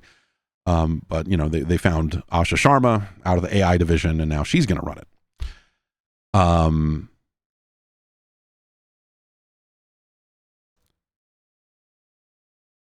It kind of gets into so to kind of talk more about Sharma's move into the position. Xbox, this is going back to, again, Tom Warren's article on The Verge, where he's clearly talked to a number of people, both current and former Xbox. Xbox employees I've been speaking to have been concerned about the Sharma appointment, particularly of her previous role as an AI executive.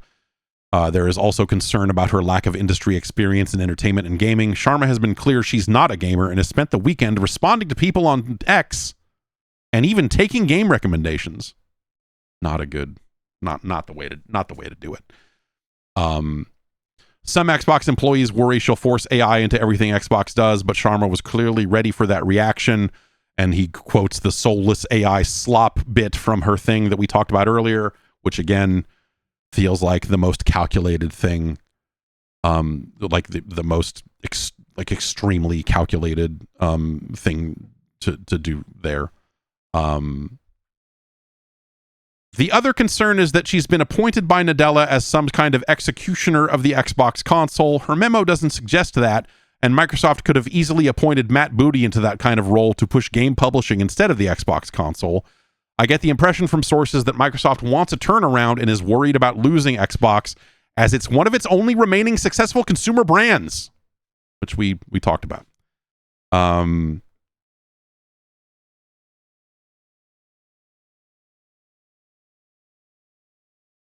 He kind of says some of the same stuff that Xbox led the way in consumer-friendly decisions like cross-play or allowing consumers to buy a game once and play it across both PC and console. Under Spencer's watch, Game Pass has also forced competitors to offer similar subscription services. Spencer is also departing at a time when the Xbox Series S and X generation has failed to put a dent in Sony's PlayStation sales, and during a period of turmoil in the game industry and within Xbox. Layoffs and studio closures have plagued the Xbox division after the Activision Blizzard acquisition, and there are big questions about Microsoft's gaming acquisitions, the side effects of its Game Pass push, and the future of the Xbox console itself. Spencer won't be here to answer them anymore.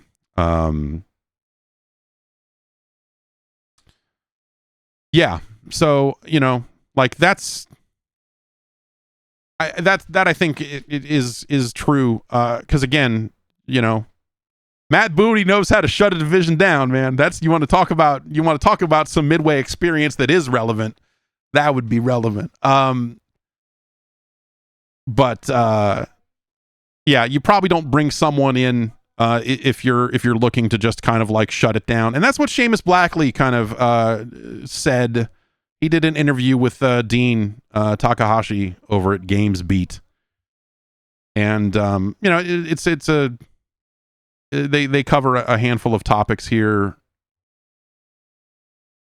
But ultimately,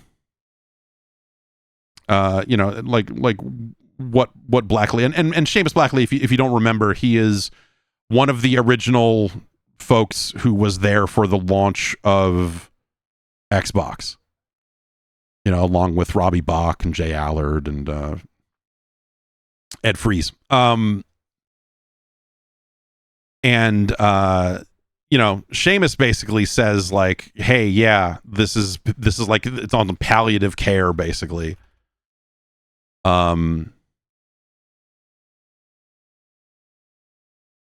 says, I expect the new CEO, her job is going to be as a palliative care doctor who slides Xbox gently into the night.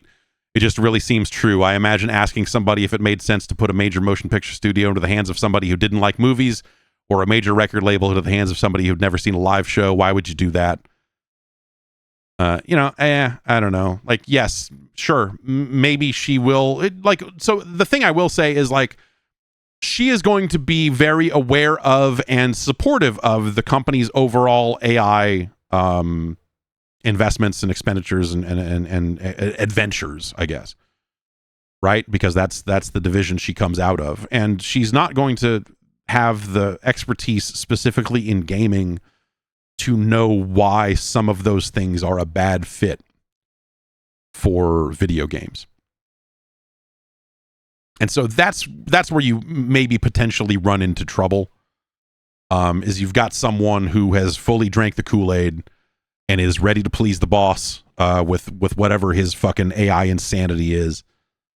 And that may eventually come at the expense of the Xbox brand, even if they're not intending to shut Xbox down by putting someone in there who has, you know, kind of, you know, slightly different marching orders and different expertise. You could end up in a situation like that. And it makes it harder for everyone who works for her if that ends up being the case. Because it puts everyone in a position, and I hate this position. It sucks to be in a position where you are teaching your boss about the job that they have been hired to do. It sucks when you have to teach them about, like, hey, you don't know anything about, like gaming is a fucked up business. Like it or not, video games is not, and I think even Seamus Blackley is not right on here when he talks about, you know, a major motion picture studio or having a record label run by someone who hasn't seen a show. Like, sure, I get it. Ultimately you want people with, you know, at least respect for the creative end of the business, if not direct experience, but that's not always the case. It instead becomes like, okay, now you're going to have someone who's going to come in and doesn't know any of the rules and doesn't know why. And sometimes that can be good because they're the ones who come up with new crazy shit. But sometimes it means they're going to come in and go like, well, why can't we do this horrible idea that I just came up with? And then it puts everyone under her in the position of being like, hey, so we tried something similar like this 10 years ago, and here's why this is a terrible idea. Or, hey, this is, you know, okay, you just said this, and also you said it in front of the entire top line, like the entire executive team of one of the publishers that works with us the best. And now someone's going to have to go unfuck that relationship because of the thing you just said. You didn't realize you were just walking into a landmine, but you did. And now this is happening. And so there's just a lot of stuff like that where you're basically teaching your boss how to do their fucking job.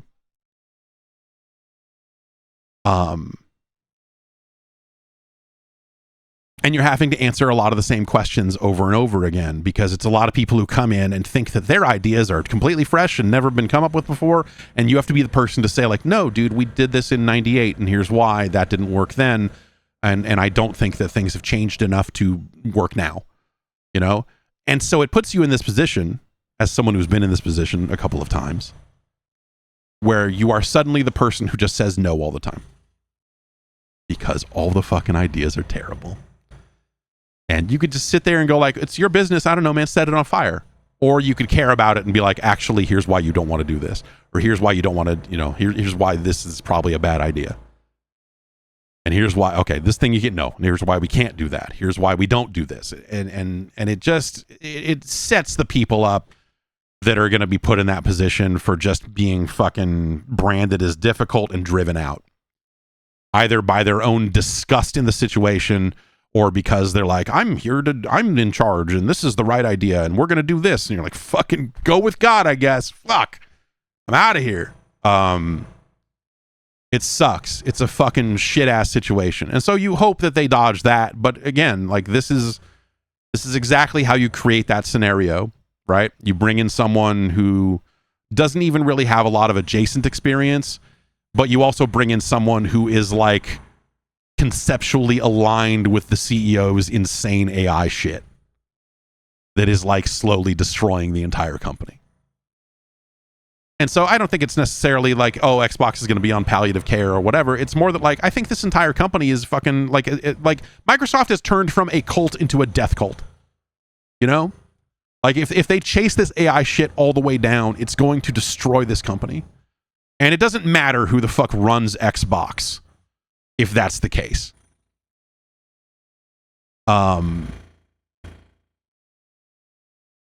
it doesn't matter if the Windows team can get, you know, oh, we made Windows a better gaming OS. You know, like none of that's going to fucking matter if the company keeps chasing this AI shit all the way to the fucking ground. And so I look at all of it and just go like, yeah, man, if I was Phil Spencer and I looked at the situation, if I looked at the last decade of the fucking shit that I've been going through to try to fucking get this thing right, and then I look at the fucking things that are being asked of me and asked of this division in the future and where their priorities are, at some point you wake up one morning and just go like, dude, what the fuck am I doing with my life? Like, why am I continuing to fight this fucking fight every day? And the reason is because you care about the fucking teams that you're trying to hang on to as much of it as you fucking can. But ultimately, man, that shit's gonna fucking happen no matter what. And it's out of your hands. And so I think at some point you just go like, yeah, fuck this, man. I'm done. I need to get out of here. And it sounds like he reached that point at some point last fall, which I think makes fucking sense. But yeah, the Microsoft stuff I think overall is you knew that eventually Spencer was going to move on one way or the other. Whether and what does retirement mean? Does is he going to go get another job somewhere else? Like, who knows? Maybe he's actually done. Maybe he's just like, yeah, cool, man. I'm gonna sit at home and fucking be in a quiet room, and it's gonna be nice. Or maybe he'll be looking for a high level gaming job in 6 months just because he can, I don't know. But I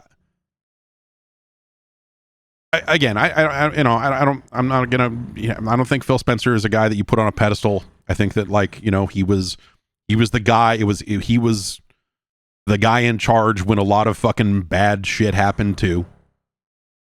I think Xbox has made some good decisions and some bad decisions, and he was in charge for both of those. To look at it, try to be even-handed about it. I think that he did more good than bad. I think he was largely a good representative for the gaming industry. And he was someone who genuinely cared about it, which is nice to have. It's nice to have more people in high up positions who actually seem to fucking understand what video games is about and where it could go and the problems that developers face and whatever else, man.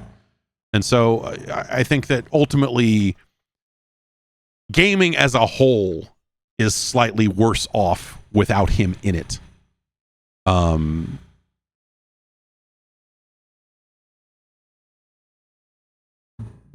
Because ultimately, I think that we probably need more people like that across the board, and we can't keep losing people who fucking give a shit about games in favor of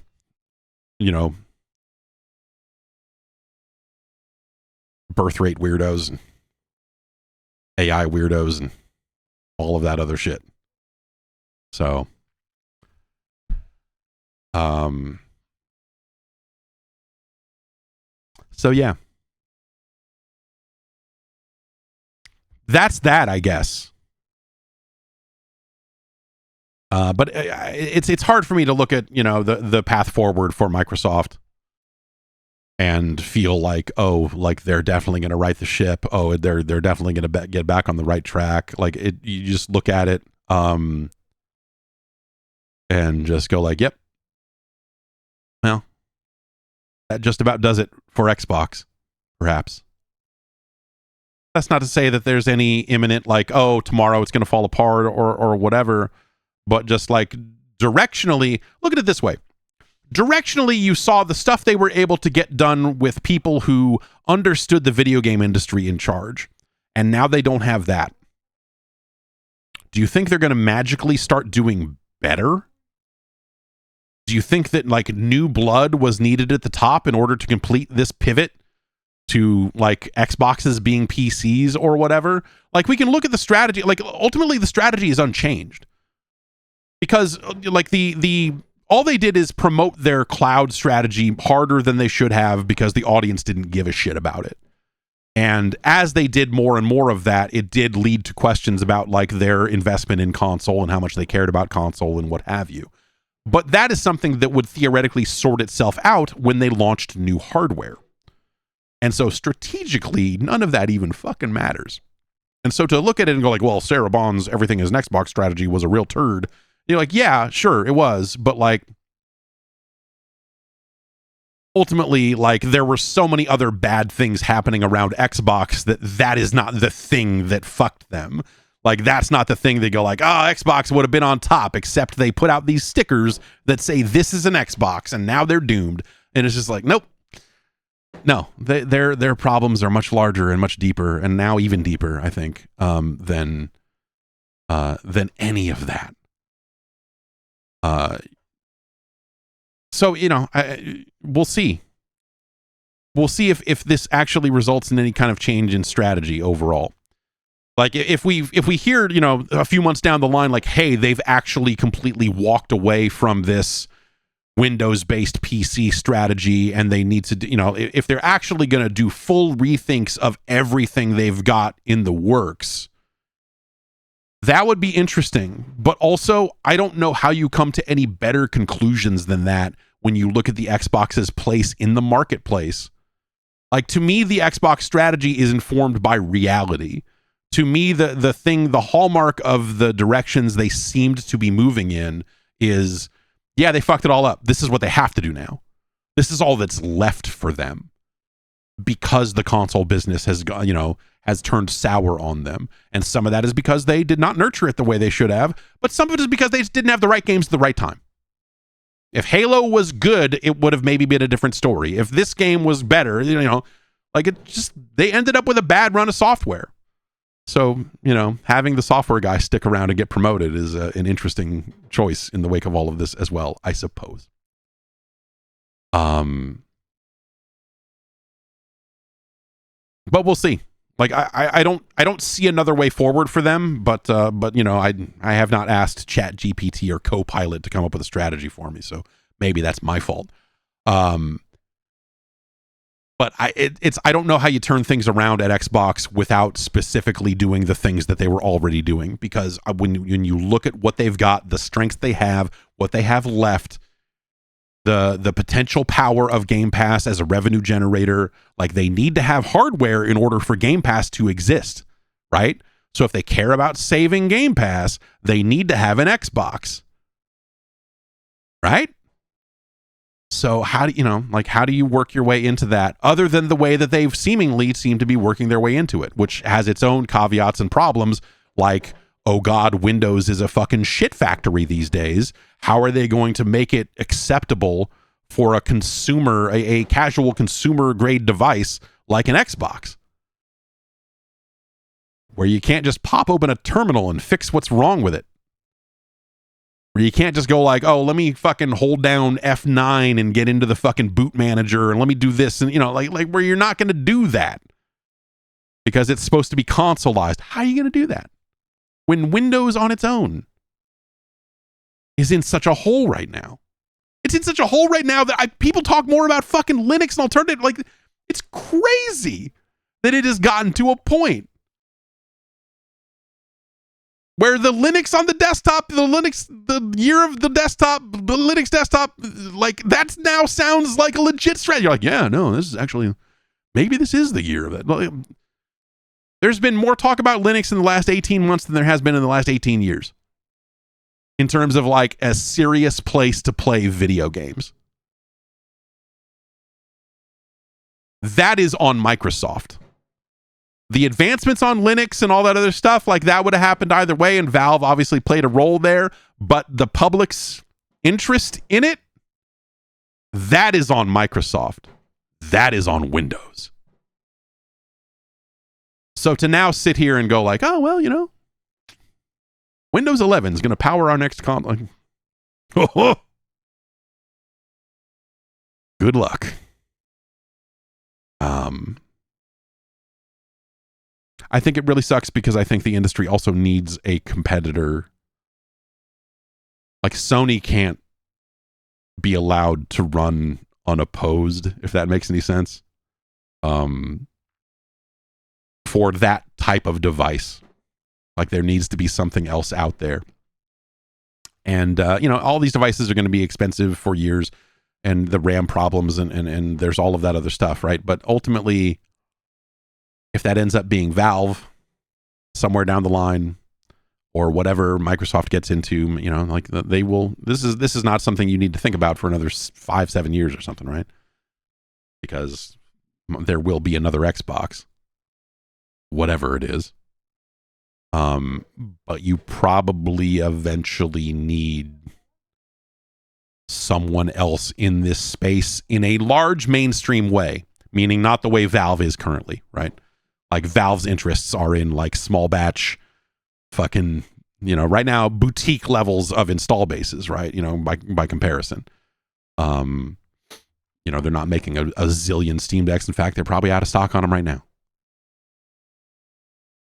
Theoretically, all those prices eventually stabilize someday. I don't know how. It's kind of the thing that hangs over all of this. It's the thing that nullifies everything I've just spent the last hour talking about, is no one's going to be able to afford any of this shit anyway.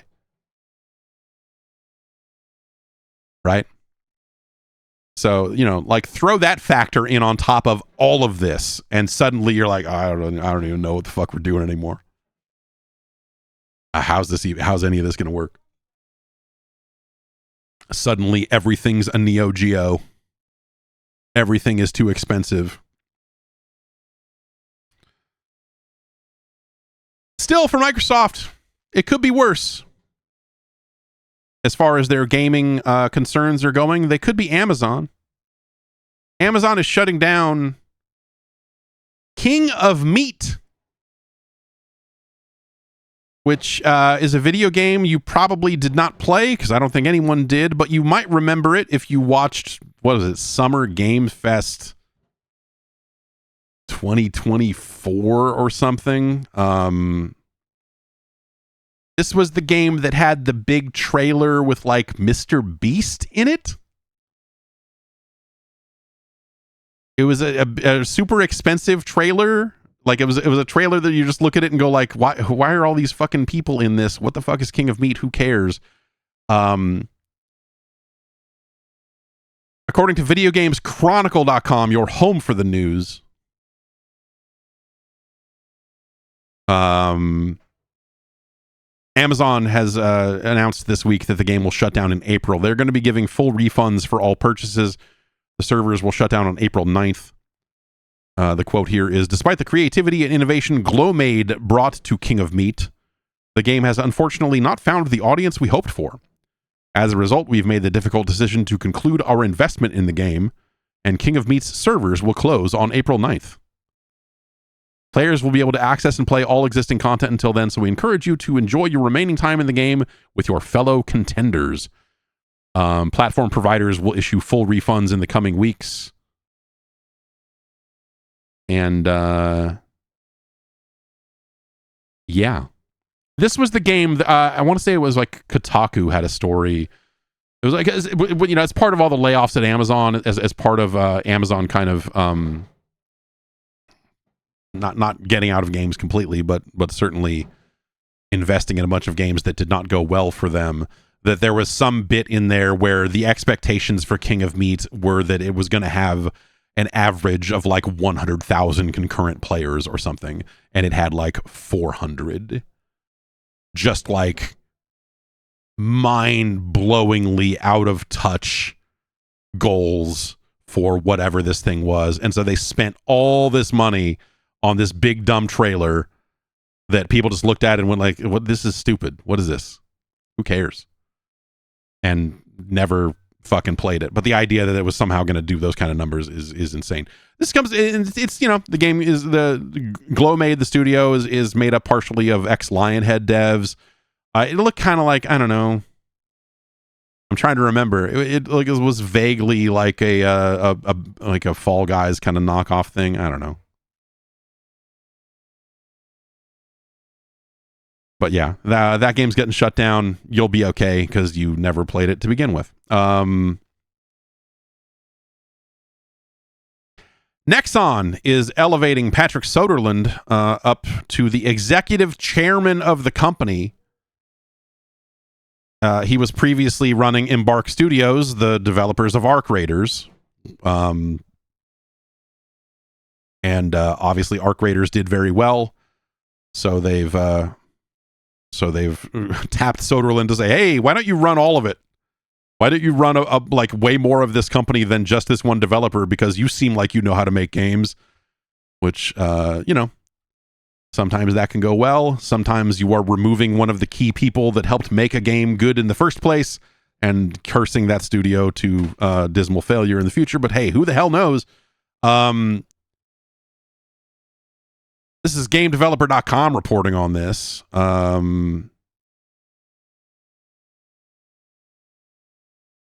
Yeah, he will be the executive chairman. He says, you know, in part of the press release here, Nexon has all the assets to unleash dramatic growth. Incredibly talented people, iconic franchises, large and committed player communities, and best-in-class live service capabilities. This is an enormous opportunity, but one that will require deep focus and discipline. Jung Hoon and I, Jung Hoon is the CEO of Nexon, Jung Hoon Lee, are aligned on what needs to happen, and I'm ready to get to work. So yeah, big promotion for him on the heels of the success of Arc Raiders,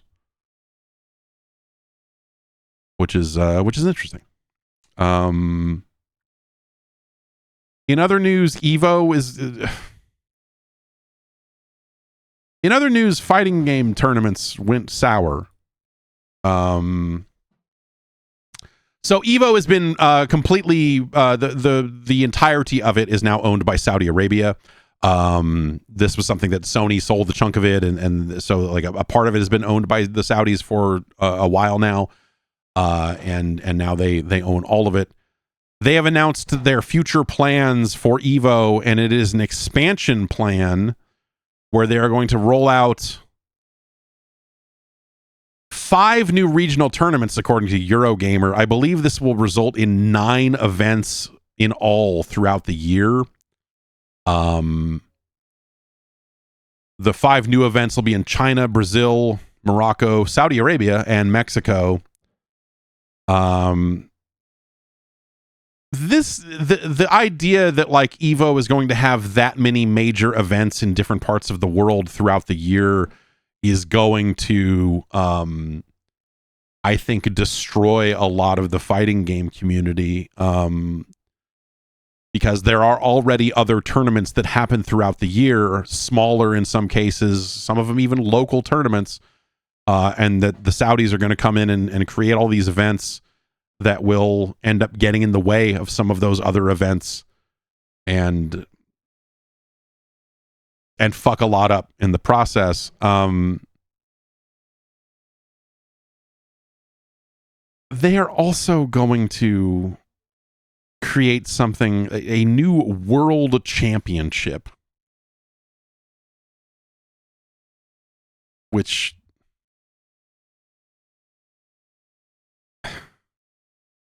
is going to start sometime in the back half of next year, of 2027. But so okay, so the number of events on their calendar, it'll now be Las Vegas, Japan, Europe, which that is something that existed in 2026 or will exist in 2026. In next year, they will add Singapore, Morocco, Brazil, China. They listed as the Middle East on their event calendar, and Mexico.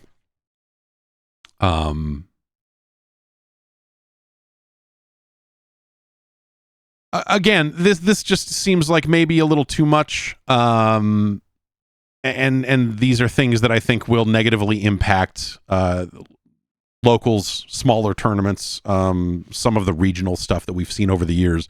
Some of the regional stuff that I think brings a lot of flavor and excitement to fighting games and to competitive fighting games. And so I think there's a lot of, I think expanding Evo in this way, I think is really fucking nasty and kind of fucking gross to that ecosystem, which I think the best parts about fighting games, the best part about competitive fighting games is that against all odds, the fighting game community still felt like it was really good at holding on to the kind of local roots that made it special to begin with.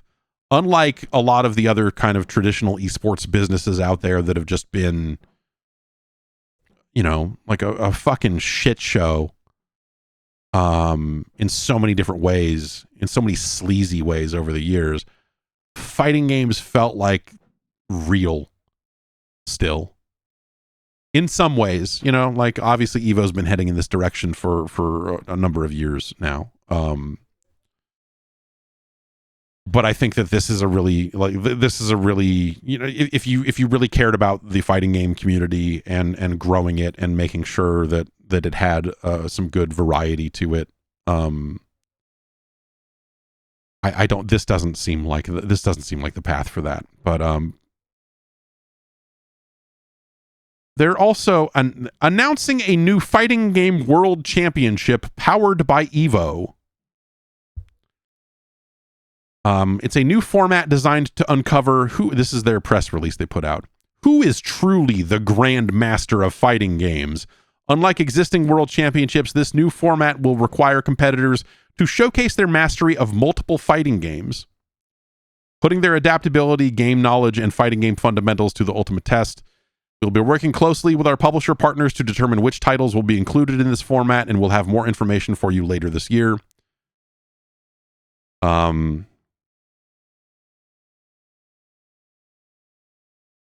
And so they're going to like build like that's like a joke. That's like a fun like side tournament. That's like a mystery game tournament at your local that they're like, oh, by the way, now we're gonna try to make you play 5 different SNK games and like, in this tournament or whatever. Like, oh, City of the Wolves made it into the World Championship list yet again. Huh? Who could have ever guessed that it would make it in there?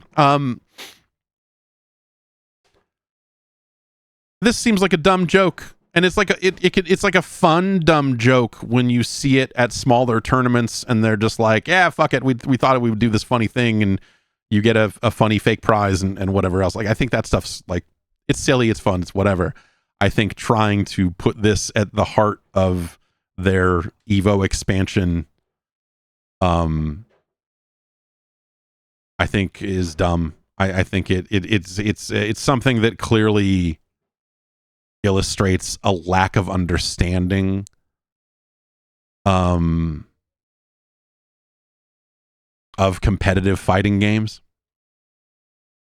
You know, like these games have diversified to an extent that like people specialize for a reason, you know?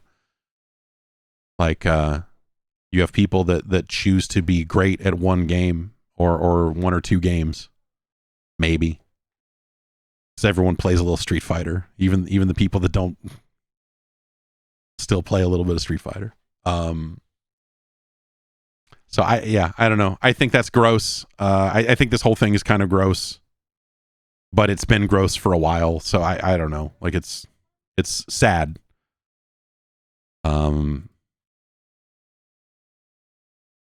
yeah, it's sad to see this happening, but that's the news.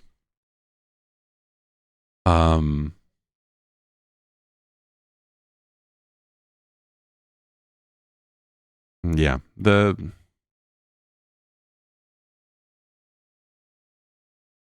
Xbox stuff is, it's like a bummer, but it's a bummer you kind of knew. I think, there's nothing about that wasn't already happening, if that makes any sense. Microsoft was already in its weird AI spiral,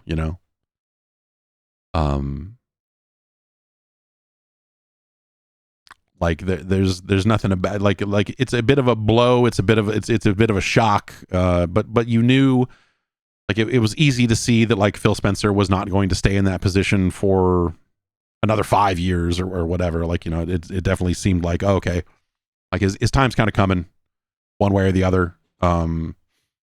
And so, like, again, like none of it is necessarily like a massive surprise. It feels like, Xbox has been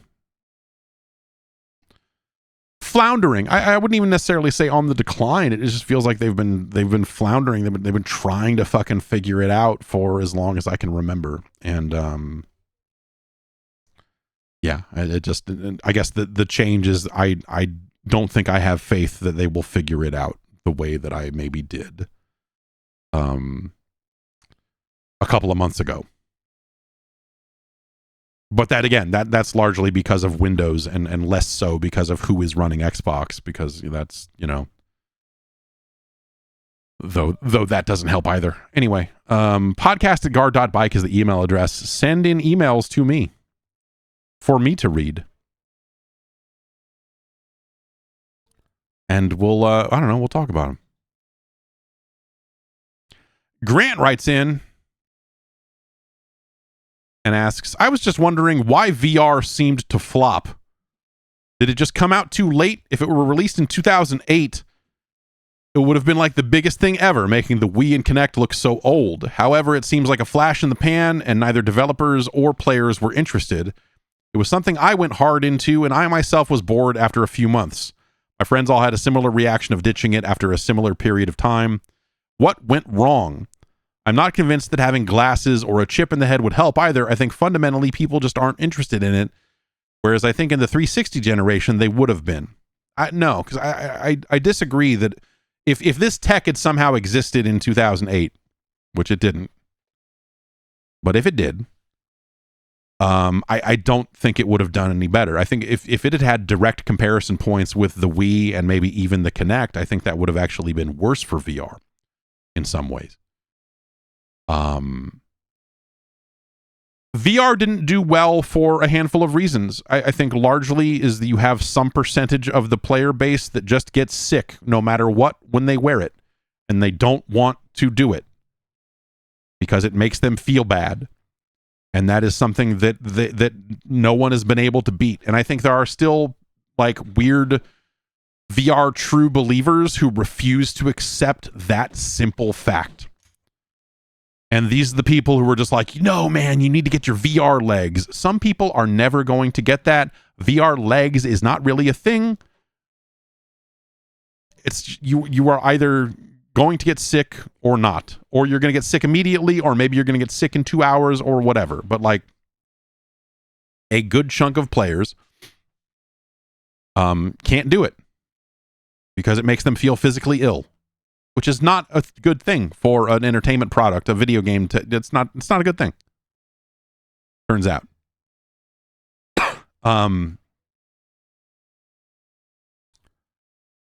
I think a lot of the software is like the Wii, especially the early stuff. And so in some sick way, like what we're seeing right now out of VR developers is like if the Wii had stuck around for a lot longer, or if we had seen multiple generations of hand-based motion controllers, and what would have happened if the Wii had been like a dominant control input for 15 years or whatever, right? It's like you have developers and you know, it's sort of like with what the Conduit or whatever, the people go like, oh man, it's an amazing first person shooter or whatever. But it's like now you have like extraction shooters and battle royales and all of that other shit that came and went. You know, like some of those games are still very popular in VR. And they're a little more involved than the typical fare, but it is still like the novelty of like, I'm loading a gun with my hands. Look at that. I'm holding the gun up to aim. It's like I'm really aiming down the sights. You can only do that so many times before the novelty wears off. And you know, different developers have tried to paint up those experiences in a lot of different ways, but ultimately, you know, how many times do you need to swing a fucking tennis racket or a ping pong paddle or whatever, right? Like, how many paddle-based games are you going to play in your life before you, like, you know what? I've done enough of this. You know what? Wii Sports was better than most of these. You know? But the benefit and the reason why I say is if VR was directly comparable to the Wii, if they had both come out around the same time in some insane way, the Wii was a social experience that you could do with another person right there with you. The Wii was something that could entertain a room full of people. A VR headset is something you put on and disappear from your environment. You can't have conversations with the people around you, you're gone. And that is not acceptable to a lot of people. Period. It's just not something a lot of people are willing to do. It's weird. I hate voice chat in a VR headset. In games, I guess I would say. Like inside of VR chat or something where like that's the core conceit. I think it's okay, but there's something, voice chat feels too personal inside of a VR environment that I find it very creepy. Don't look at me while I'm doing my VR. Don't talk to me while I'm doing my VR. You know, like it's just like outside of specific chat-based, you know, applications. I think that stuff just feels fucking really weird to me. That's, you know, that's not a reason why it fell apart or whatever. But like ultimately, it's people get fucking sick. The social aspects of it, the lack of social, like the kind of like that part of it is a huge problem. And then I think a lot of that stuff, you know, helped choke off VR before it could grow an even bigger install base, before people could really get invested in it, and thus like software development is not being funded in a way that leads to more great VR games. You know, like we had that kind of like land rush where it was a lot of outside development and money and a lot of VCs and a lot of people who were like, VR is going to be the next big thing. We've got to get in on the ground floor. All those companies came in and funded games for a good long time, and then none of those games made their money back. And so all those VCs went, oh, we're not funding any VR shit anymore. And so all the companies that started up specifically because the funding environment was such that it was very easy to get a VR game funded, all those companies went under or got bought by Facebook or went away in one way or another, right? And so the entire ecosystem for larger developers vanished. And so you still have a lot of hobbyist development. You still have like the teams that are doing it well are still doing it well. And they've carved out a niche for themselves, and I'm sure that they're doing just fine. But ultimately, there's not a lot of room for new investment, and there's not a lot of room for new teams in VR, I think, because the money's just not there. And so that certainly doesn't help. But ultimately, you know, I think a lot of it just comes down to, hey, man, like a lot of people get sick. A lot of people just don't want to fucking do it. Like, I don't get sick, but it's a hassle. Even when everyone else is asleep and I'm alone anyway, it's just like, put this thing on and play a bunch of fucking middling fucking video games. Like, yeah, whatever. Like, none of these games are good enough to make me want to jump through these hoops. And, oh, I plugged in the headset and then it immediately told me I needed to update my firmware, and then it fucking did all the... Like, I just don't think any of that stuff is fucking worth it. And you know, it really is as simple as that. So it has its use cases, and you know, like it's really neat. It's really neat to see people playing like Arma and flying helicopters with a VR headset on, while other players are like not in VR at all or something. Like I think there's some neat shit like that where you just go like, huh, that's kind of cool. But like, I don't want to do that. I don't want to fucking do that.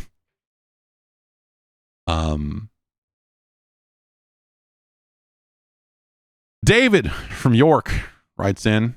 It says, I've always assumed that GTA 6 being console only at launch would lead to a bump in PS5 sales as those people still muddling through with a PS4 decide to take the jump. However, with PlayStation 5s and Xboxes seemingly likely to both go up in price while also becoming harder to get a hold of, how worried is Take-Two and Rockstar likely to be about a game they spent $1 to $2 billion on being console only at launch?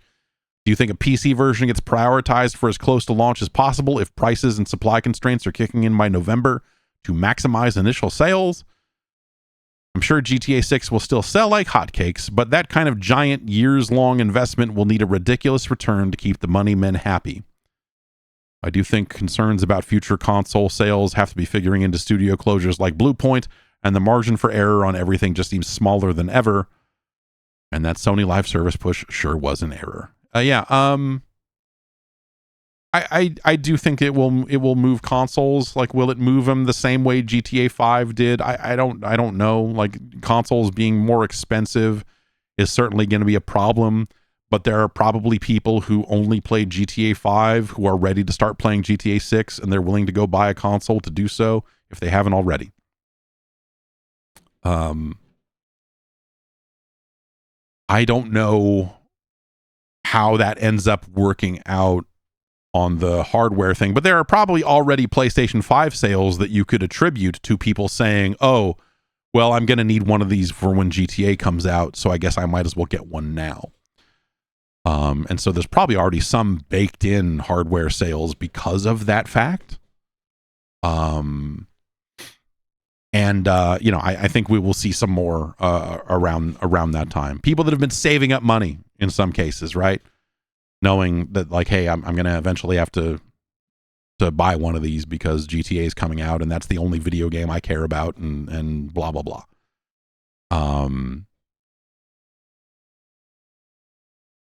Yeah, will the price go up between now and then? I don't know. Like, maybe. By September?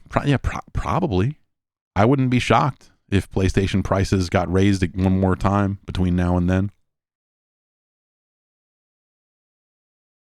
But yeah, as far as prioritizing a PC version, like, you know, the PC,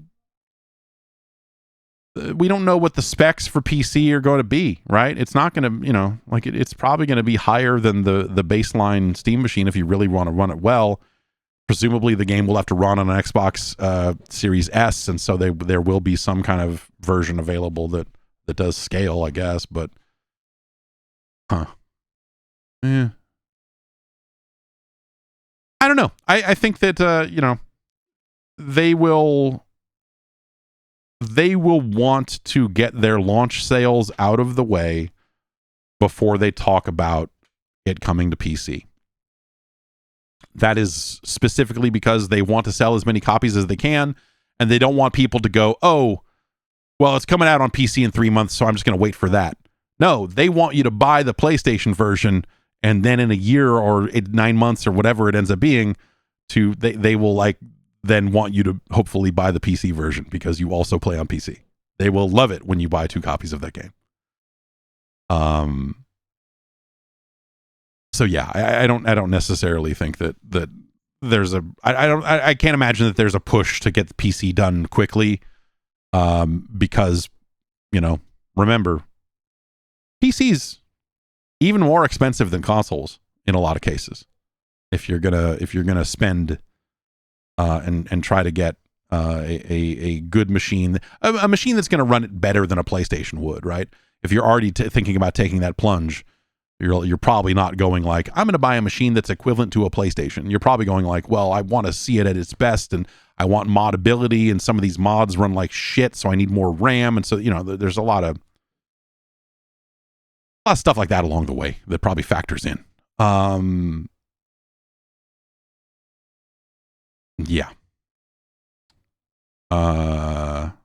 Let's see here.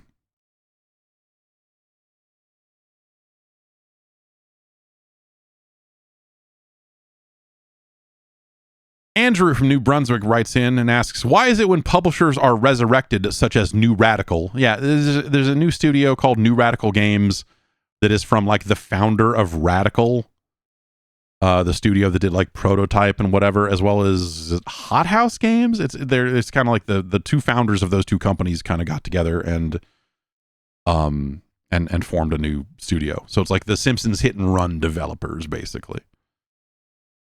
Were the original Radical, and so now it's like the guys that founded those studios are starting a new company called New Radical. So in case you weren't up on that part of it, anyway, why is it when publishers are resurrected, people seem to think it's going to be the same development teams and all the IPs are retained? Immediately, I saw posts excited by the possibility of a Simpsons Hit and Run remaster or Hulk Ultimate Destruction. That game came out 21 years ago. Do they think the developers have been locked in a basement this whole time? Fed fish heads until someone decided to bring back the name Radical? It drives me crazy and I don't get it. Yeah, I mean, you know, like people don't understand how business works and they shouldn't have to. It's kind of the thing we didn't really talk about any of this Xbox stuff is most people are never going to know that someone new is running Xbox because the vast majority of consumers out there don't fucking pay attention to any of that shit. But yeah, no, them starting a new studio and calling it New Radical does not mean that suddenly it's that they have the rights to make a new Simpsons game, or that even they have an interest level in making a new Simpsons game. You know, that's not, they're probably not reforming a new studio with a similar name just so they can revisit any of their old games, especially games that are reliant on IP. You know, like, oh, it's finally time for us to remake this Hulk game so we can give a bunch of our money directly to Disney while we're trying to establish a studio in the first place. Like that seems crazy. Or Simpsons Hit and Run, where we can give all our money to Disney again. But, you know, hey, maybe they, you know, no one else is going to make a new Prototype. Maybe they could. I don't know why you would. Maybe they make a new game in the vein of Prototype because there are not as many of those games around anymore. Maybe that would be a way to go. I would not necessarily go and get the Prototype license or the Prototype IP. But presumably they don't control any of that stuff. So, yeah, I don't know. They're people who founded the original studio that still like the name and they want to use that name again. That's it. But again, like people don't know how intellectual property works. I barely know how it fucking works. People don't know how business and like names and numbers, like all that stuff. They don't know. You know, most people think, you know, of the publisher as the company that made the game instead of the developer. You know? So they're just like, well, I see the Electronic Arts name on this and I know a thing or two about it or whatever, right? So yeah.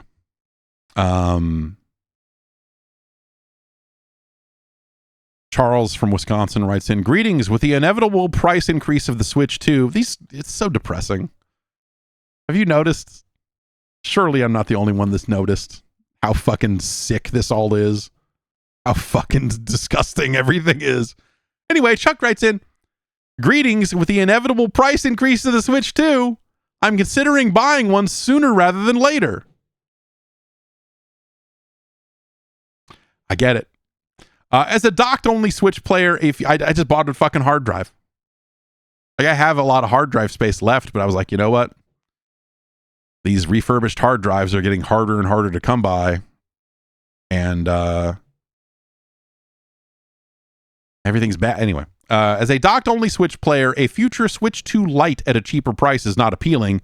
But is there any chance of a non-portable Switch 2, meaning no screen and no Joy-Cons, down the line?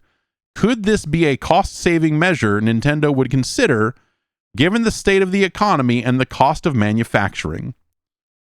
I'm just going to say no. It's unlikely that they will make a Switch 2 that only is on a television. Also, in a world where they were going to do that, the things that cost the most about a theoretical Switch 2 as time goes on is not the screen or the Joy-Cons. It's the RAM. It's the storage space. It's the NAND, the whatever. And you would still need all of that in any Switch 2, regardless of if it had a screen or not. So the savings, and also you would still need Joy-Cons because there are games that need that for a variety of things. So it's not like you would just get a Pro controller and have that be that. I guess you could, but there would be certain types of games you would not be able to play that way. Anyway. So no, I don't think they will make a Switch 2 that does not come with a screen. I don't think they'll make a Switch 2 console edition or whatever we want to call it. But also I don't think that that'll be a major factor in the overall cost anyway.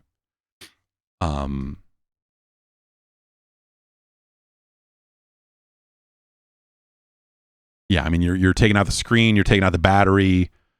It wouldn't come with a dock, but you would still need to build internals that had an Ethernet port and an HDMI. Like, you'd basically be building the dock stuff directly into the box. Like, it wouldn't, there would be new parts there that you would have to contend with.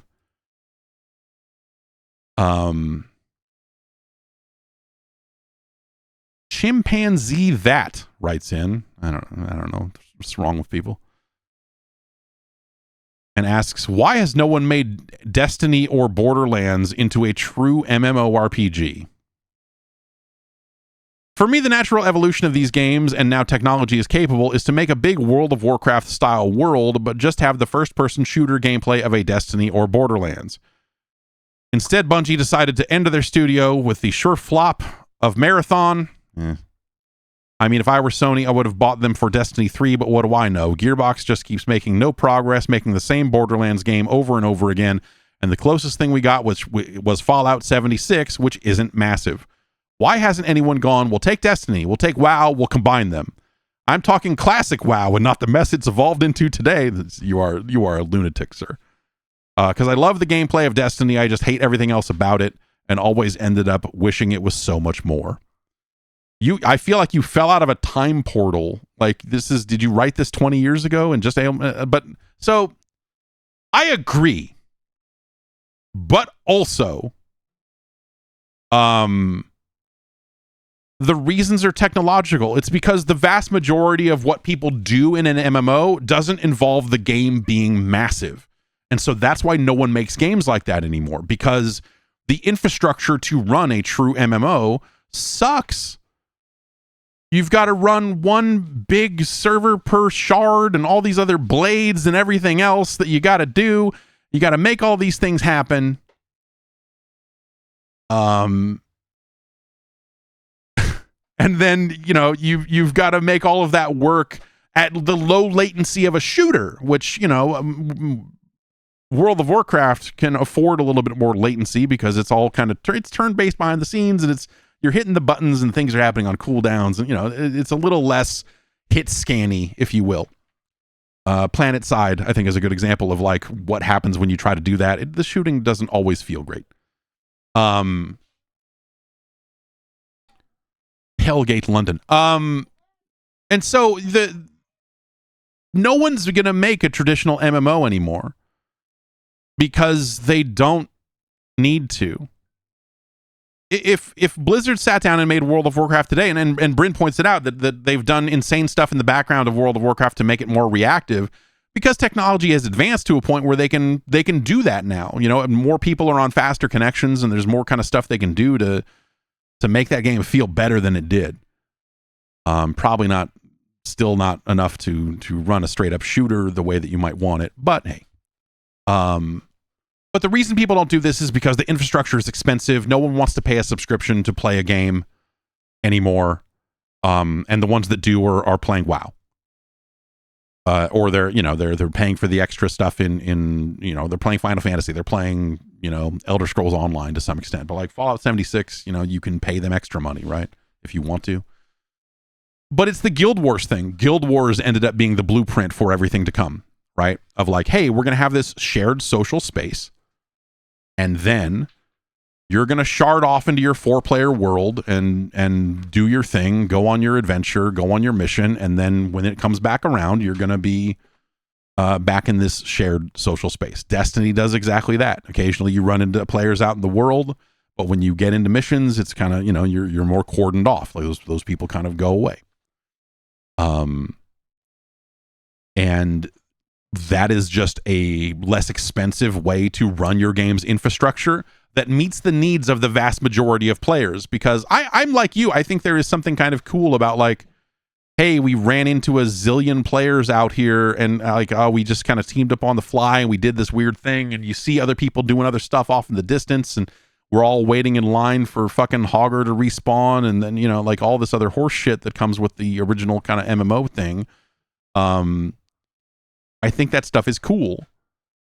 World bosses and whatever. I think that stuff is neat. But even games like Diablo is not an MMO, but there are still enough players in the average like Diablo 4 instance to do something that resembles a world boss. You can still kind of pull that off, And so even in those cases, you don't need to run the full crazy infrastructure of a traditional MMO. And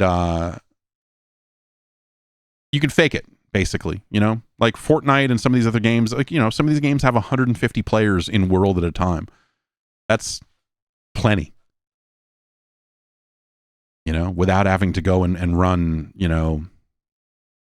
have a specific Blade server in a rack somewhere and say, there's Ner'zhul, and there's a bunch of players on there right now, and Van Cleef is bugged, or, whatever, right? We're going to go make some Westfall stew. I don't know. I am, however, with you in that I think that one of the biggest blown opportunities with Borderlands is that it could have been a much bigger game. And I think the way that they have grown that game over time is, in some ways, unfortunate. Because I would have liked to have seen a Borderlands that was more informed by kind of traditional MMO concepts, like, like player, the way your player looks and building your own player instead of, hey, here's, you're playing as, what the fuck is it? Roland, whatever, like playing as a dude instead of like, I made a soldier class character and mine's a pretty lady. And here we go. I feel like that level of player customization, I think armor that makes your player look different so we can all have sick pauldrons because we did the raid. I think that stuff would have been cool. And I think running into other humans in the world, I think would be something that could potentially be interesting with something like Borderlands. But, Borderlands has sold quite well on its own. And so, you can only really point that finger at it for so long before you go like, they sure did sell a lot of copies of Borderlands 2. And then 3 did okay as well.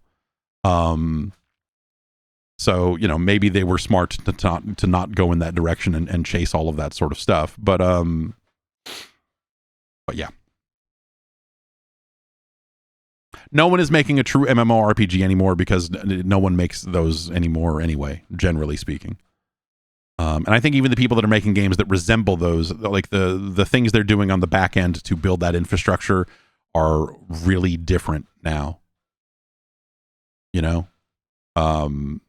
So you're not necessarily getting that classic experience of like all these players are logged in at the same time. Like you feel peak time in an MMO. You get home from work, you log into WoW, it feels alive in a way that other games didn't. And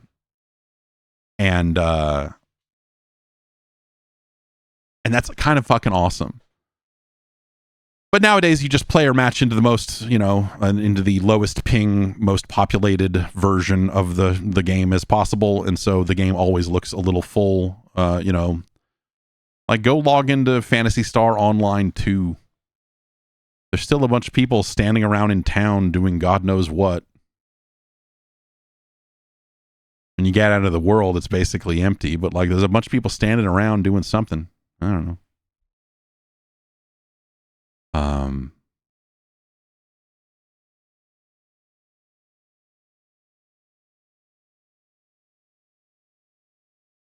Let's see here.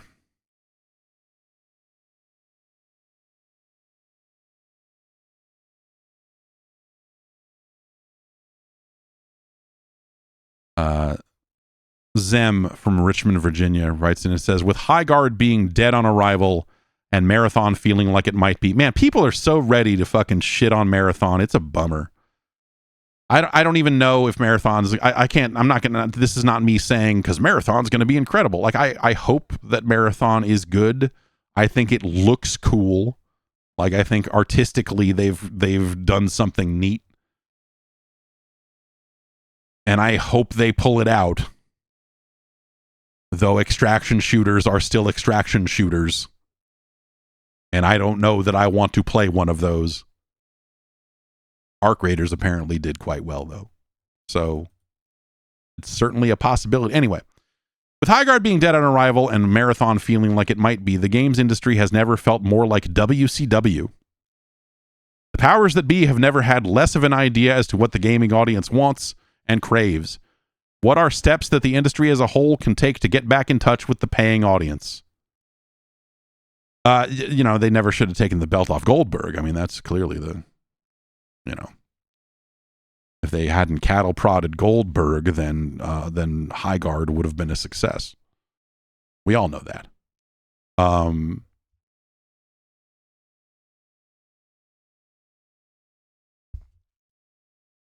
What are the steps that the industry as a whole can take to get back in touch with the paying audience? So, Zem, I'm going to say something here. How sure are you that you are representative of the majority of players? When we think about a world where games like Roblox are extremely dominant, and games like Fortnite have been extremely dominant as well, where the Hoyoverse reigns supreme,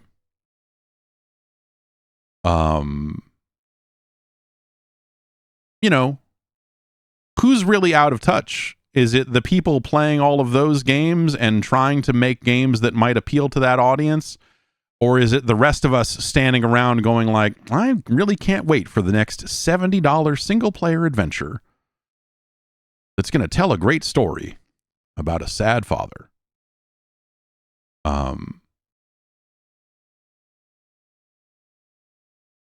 The kids asking their parents for Robux for every single holiday or report card or anything, is that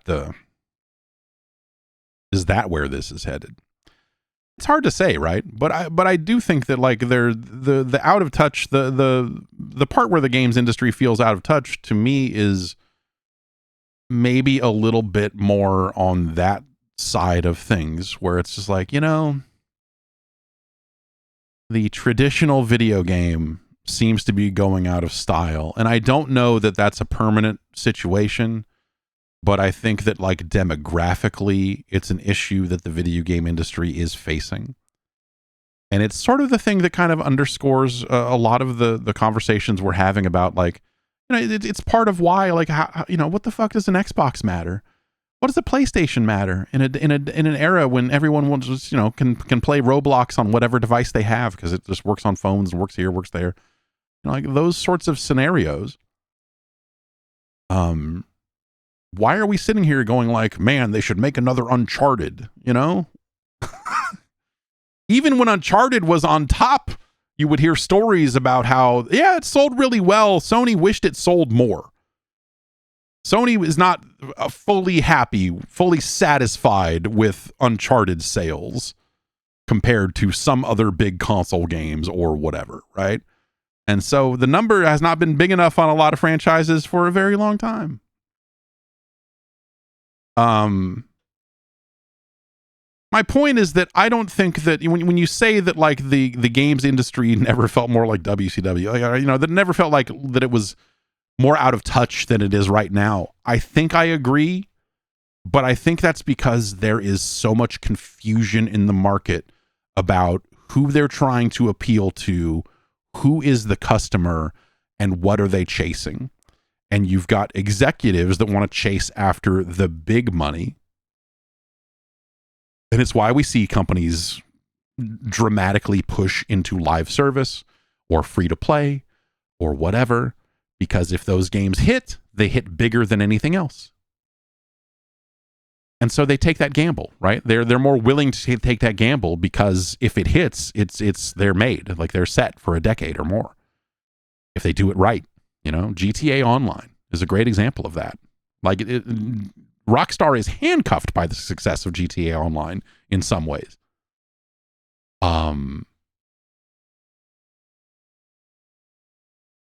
And so you have companies chasing it. I think that there's some stuff that you look at and you see from a mile away, like, oh, you're trying to make the fighting game version of this, or, with something like a 2XKO or whatever. Like you see these situations where you're like, oh, okay, you're trying to make this, but you're trying to make it like this, and you're trying to appeal like, oh, okay, League of Legends is big, so you want to make this, but for fighting games. And, it was easy to see from a distance that like, okay, this game just isn't good enough to do that. Doesn't mean they shouldn't have tried. Highguard, take a look at Highguard and now think about the idea that like that studio has been around since like what, 2022? In 2022, Highguard probably sounded like a much better idea than it does in 2026. We've been through a period of very rapid change on that front, on top of everything else, where we've seen businesses erode out from under the companies that seemed like they would never have a problem. Suddenly just like, oh God, that's not there anymore. And so the rapid rate of change with some of this stuff has been dramatic. And so I think it's not as easy as like the industry is out of touch. I think the industry is trying to evolve, and it's not always picking its best shots. It's not always sending its best soldiers in the form of the games that they are making. And I think we have other industries that are popping up around the edges. Big AAA business is like, it's a fucking wreck, man. And live service and multiplayer stuff, I think there's a big problem there. Western developers, I think, are having issues trying to adapt to where some of that stuff is going, and they're doing it in ways that you just look at and go like, dude, no, like you are running into issues here. But you also have a lot of smaller games that will take off in dramatic ways. Whether that's, and some of these are situations you just can't duplicate. Like there's no lessons to be learned from the release of like Mugenics or whatever, other than maybe pick a better name, but whatever, it's so fine. You can't do that game without also spending a decade working on Binding of Isaac, and building up the fan base for that to begin with. Because if Mugenics just comes out one day with no fanfare and with no pedigree behind it, it probably doesn't hit nearly the same way it did. But maybe it does. Because you have games like Vampire Survivors, you have games like Peak, you have games like Among Us, you have these games that just kind of like come out and become these big smash hits. And so we're seeing stuff like that, but like it's harder and harder to chase after that. Like, what's the trend there? Make a good game and hope that people find it. Like, there are plenty of good games that people don't find that come out all the time. And so what do? It's easy to get frozen. I think, I think developers are it's fucking real scary out there. It's real fucking scary out there. And then on an individual level, you've got, hey, I'm working for this studio and it got shut down and now I'm laid off, and there's no guarantee that the developer is going to be able to find another job. You got people out there that have been like qualified developers that have shipped multiple games that have been like with high Metacritics and all the other bullshit that would get you in the door no fucking problem at another studio 10 years ago. Now suddenly it's like, oh, you got people that have been like unemployed for 2 years or more with like award-winning games on their resume. Ridiculous. You know? Like shit's just fucking rough. It's fucking bad out there.